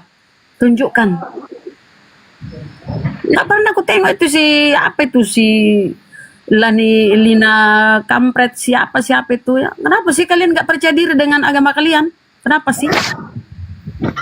Iya, maksudnya begini, kalau untuk saya kan untuk mau menjelaskan hanya kalau untuk hijab itu, kalau kami di ortodoks itu namanya tudung. Tudung kan, Iya, bukan tudung. hijab kan, bukan jilbab Ya, kan. bukan hijab, bukan jilbab. Ini Ya, yang saya mau saya jelaskan. tahu, Bunda Maria kan gitu, pakai tudung kepala, Ya, sama tudung, Sita Wahyu. Tapi Jadi, mereka ini jilbab, tahu Oke, nggak? Mereka jilbab. Tudung kepala itu ya, pakai kerudung Tapi aja. begini Bunda, Jilbab. jilbab, makanya tudung antara tudung dengan jilbab itu. Beda tudung dengan jilbab. Tudung itu ya kayak kerudung ditutup aja rambut. Kalau jilbab itu tertutup rambut, karena rambut bagi kami itu adalah aurat. Rambut. Jadi tuh si lain-lain itu si kuculuk-kuculuk kafir Otenwati itu bikin emosi. Saya sendiri emosi loh. Penghinaan dia, mencari gara-gara kalian. Kalian minoritas tapi suka cari gara-gara. Nggak tahu kalian minoritas. Padahal kami sudah sabar loh. Kami sabar. Kalau seluruh Indonesia ini demonstrasi menggugat ke LAI, apa kalian kalau LAI sana dihancurkan? Kalau kalian nggak sadar diri. Kalian berapa persen di Indonesia? Sudah berapa tahun kami teriak-teriak? Apa kalian ingin kami anarkis? Kan enggak kan? Kami juga bukan ajaran kami enggak seperti itu. Kami hanya minta kalian tuh sadar diri. Sadar dirilah kalian. Minoritas tapi kalian suka bertingkah. Tapi sampai kapan kesabaran kami, kesabaran masyarakat Islam? Sampai kapan? Oke. Himbauan Bunda saya terima. Himbauan Bunda saya terima. Nanti saya akan di Komal-Komal khusus orang Kristen. Nanti saya akan bersuara juga. Nah, bagus. Saya akan bersuara karena memang saya orangnya seperti itu. Saya tidak mau yang namanya Kristen itu menghujat orang lain agar bukan hanya untuk Muslim saja, tapi yang namanya Kristen itu kami itu diajarkan ada satu ajaran yang namanya kasih. Sebenarnya itu orang-orang yang menghujat Bunda, minta maaf saya harus menjelaskan bahwa orang-orang yang menghujat itu sebenarnya itu tidak menjalankan yang namanya ajaran daripada kasih itu. Itu beda. Jadi orang yang membenci itu sebenarnya itu Salah kau jual-jual kasih di sini bang.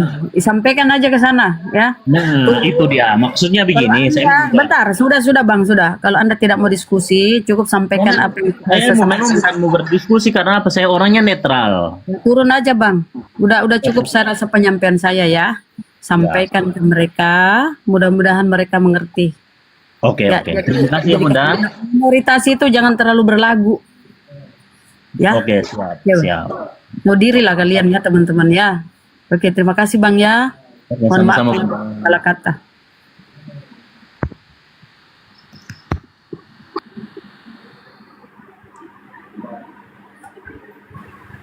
Tolol. Jual ngajar-ngajar di sini. Penghujat tuh. Tangkap, ambil semua itu penghujat. Munculkan semua itu si Kilaknat siapalah.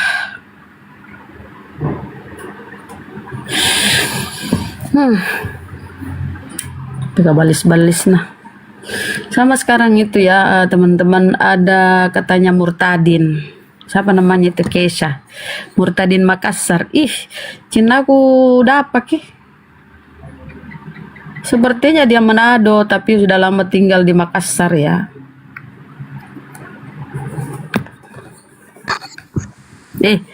Masih naik lagi bang.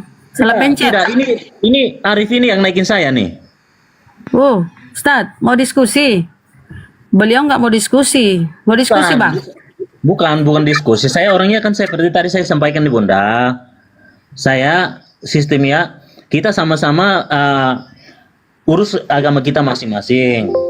Ya itu kalau itu mau bang, jangan ngambil istilah-istilah Al-Quran. Jadikan di Bibelmu itu Theos. Bahasa Bibelmu kan Yunani. original Biblemu itu Yunani, Bang. Kenapa ada kata Allah? Allah menurut KBBI itu nama sembahan. Silakan Ustaz mau berbicara seperti apa? Saya tidak mau akan campur seperti itu. Silakan Ustadz Felix kalau mau ini menyampaikan kepada. Oke, saya hanya menyampaikan sedikit Bang Oce. Saya tambahkan sedikit Bunda Rahma ya. Apa yang kau sampaikan tadi Bang Oce itu tidak akan pernah terjadi. Kenapa? Karena agama kamu Kristen itu yang menyuruh kalian. Coba kamu baca Markus 16 nomor 15. Ya, pergilah ke seluruh dunia, beritakanlah Injil kepada seluruh makhluk. Ini yang kalian pahami. Makanya kalian tidak akan pernah berhenti. Ini dalam Injil. Sementara dalam Al-Quran, walan tarda'an kal yahudi walan nasara hatta tattabi'a millatahum. Kalian tidak akan pernah senang sebelum kami mengikuti kalian. Itu semuanya sudah tercantum dalam Bible tentang arahan beritakan ke seluruh dunia. Kemudian sudah diabadikan juga dalam Al-Quran. Nah, mungkin Anda berpemahaman seperti itu karena Anda mungkin normal sedikit. Beda dengan teman-teman Anda kemudian yang memang latar belakangnya punya kebencian kepada Islam. Begitu. Tidak akan terjadi apa yang antum sampaikan bilang jangan ini, jangan ini. Buktinya lebih banyak komal-komal Kristen yang dibuat untuk menghujat Islam daripada Islam yang buka komal. Lebih banyak kalian, padahal Anda minoritas. Padahal komal-komal yang dibuka untuk menghujat Islam itu jauh lebih banyak. Bahkan mereka lebih vulgar. Coba mata pisau. Saya pernah mau menghadapi mata pisau head to head 1 lawan 1. Diskusi baik-baik. Tapi dari opening statement dia putar lagu menghujat Nabi Muhammad SAW. Seandainya dia hujat fisik saya, kamu kucluk, kamu bodoh, kamu anjing, kamu babi, saya masih bisa bersabar. Tapi ketika Anda menghujat Nabi saya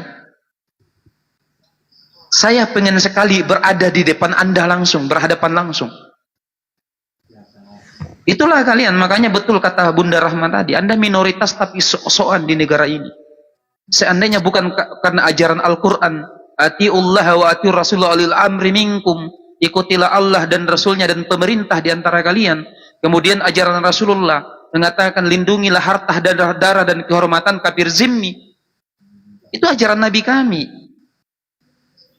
Kalian dihukumi kafir zimmi, non muslim yang hidup di negara perjanjian itu dihukumi zimmi. Ajaran Nabi kami lindungi harta darah dan kehormatannya.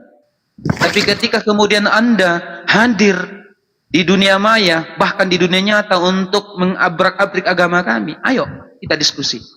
Kita sama-sama beritakan kebenaran. Mana yang benar? Itu Pak. Kalau Anda mau menghentikan kami, nggak bakalan Pak. Karena dalam hati kalian itu banyak kebencian yang Anda arahkan kepada kaum muslimin. Begitu.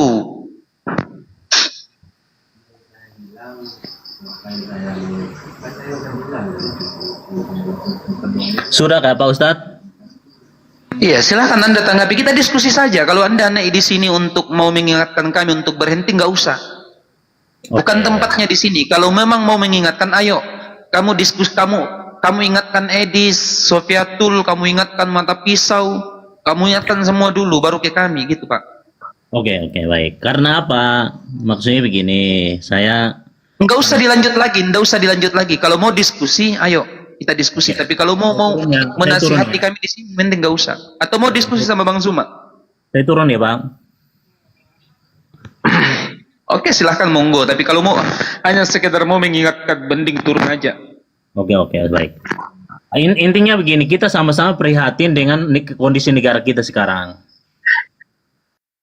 Prihatin gimana? Justru saya lebih prihatin ketika negara ini semuanya diduduki oleh para penyembah manusia. Kalau masih begini, masih biasa-biasa aja, bro. Oh, itu masih kan biasa. Oke, kalau tapi begitu, yang menjadi tidak biasanya, menjadi rusaknya nanti negeri ini ketika dipenuhi oleh para penyembah manusia. Oh, itu kan silakan. Itu kan sedangkan dari Pak Ustaz. Iya, maka ini ini tujuan kami, menyadarkan orang-orang yang menyembah sesama makhluk. Ya, baik, baik. Kita sama-sama boleh menyuarakan, itu kan hak dari kitab sucinya Pak Ustaz. Iya, urusan negara Pak, bukan urusan kita. Urusan Jadi- negara adalah urusan aparat. baik. Aparat. Cukup Baik. kita sadar sebagai warga negara Indonesia. Cukup baik. kita sadar ya. Cukup kita sadar. Justru Ya, baik. ketika kemudian Anda menjadikan keimanan Anda untuk mengobrak-abrik agama kami, mengatakan Nabi Muhammad pedofil, mencabuli anak di Umar Omul, Kristen semuanya, justru itu jauh lebih mengancam. Ya, jauh lebih mengancam negara kita ini. Justru itu jauh lebih mengancam. Coba kamu dengar lagu-lagunya Mata Pisau itu. Coba kamu dengarkan ke sana, kau perdengarkan diri bagaimana lagu-lagunya itu. Itu jauh lebih berbahaya, Pak. Oke, Justru saya- itu mengancam diri kalian sendiri. Siap. Ini Itu. himbauan dari Pak Ustadz. Nanti ini saya itu menjadi bahan buat saya untuk ketika saya dengan mereka. Nanti saya akan sampaikan. Terima kasih Pak Ustadz untuk sarannya. Saya akan terus bersuara untuk teman-teman saya yang Kristen untuk berhenti yang namanya membahas agama orang lain. Saya akan Silakan. saya akan terus bersuara tentang itu. Silakan. Baik. Dan Silakan. berhenti memakai istilah-istilah Islam di Bibelmu ya. Janganlah jadi maling ya. Oke Bang, itu aja. Terima Oke, kasih. baik. Terima kasih Bunda.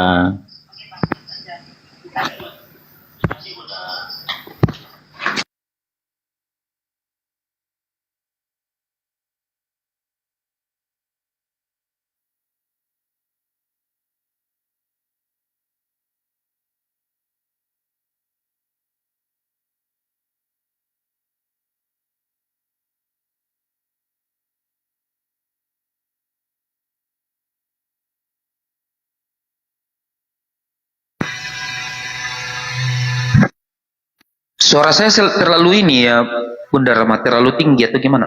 Sudah bagus. Bagus. Oh, Bagus. Cuma agak-agak tajam ya, agak-agak. iya Coba makanya. kurang ininya sedikit biar Satu. Cek. Oh, tai manuk. Ini orang Duri kayaknya tai manuk ini. sudah bagus gitu aja, Ustaz. Ini tai manuk ini kayaknya orang Duri. Kalau bukan orang Duri, orang Kan- Bugis. Tai ayam itu, mana dia? Masa namanya tai ayam? Itu yang kirim mawar tadi banyak. Oh. Nama-namamu tai ayam, saudara. Ya Allah.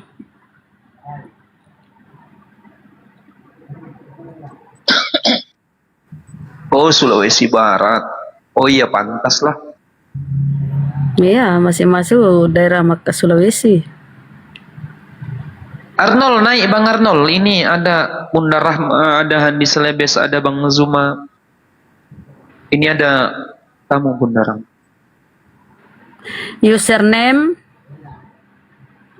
Username selamat malam Kristen Muslim. Username ya Bang, terima kasih. Username jaringannya merah, Ustaz. Masuk sana, masuk. Wih, mama Kalau di Al-Quran itu bukan Kristen, saudara Irwandia. Tapi itu Nasrani, pengikut Yesus, pengikut Nabi Isa. Jadi Kristen itu tidak ada. Yang bawaan Paulus itu nggak ada di Al-Quran kita. Kalau kok Islam ya. Itu Nasrani, pengikut Yesus dari Nazaret. Nabi Isa itu. Agama Nabi Isa itu Nasrani. Oh, you come from? Selamat malam. Assalamualaikum. Oh, waalaikumsalam. Islam apa Kristen? Islam. Oh iya, ada yang mau disampaikan? Bagaimana Pak? Lagi lag di. Ada yang mau disampaikan?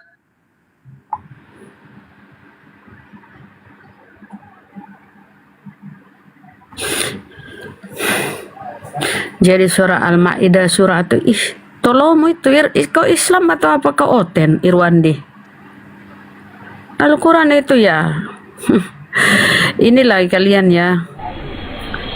Islam tapi kalian tuh kayak botol juga, kayak keresteng.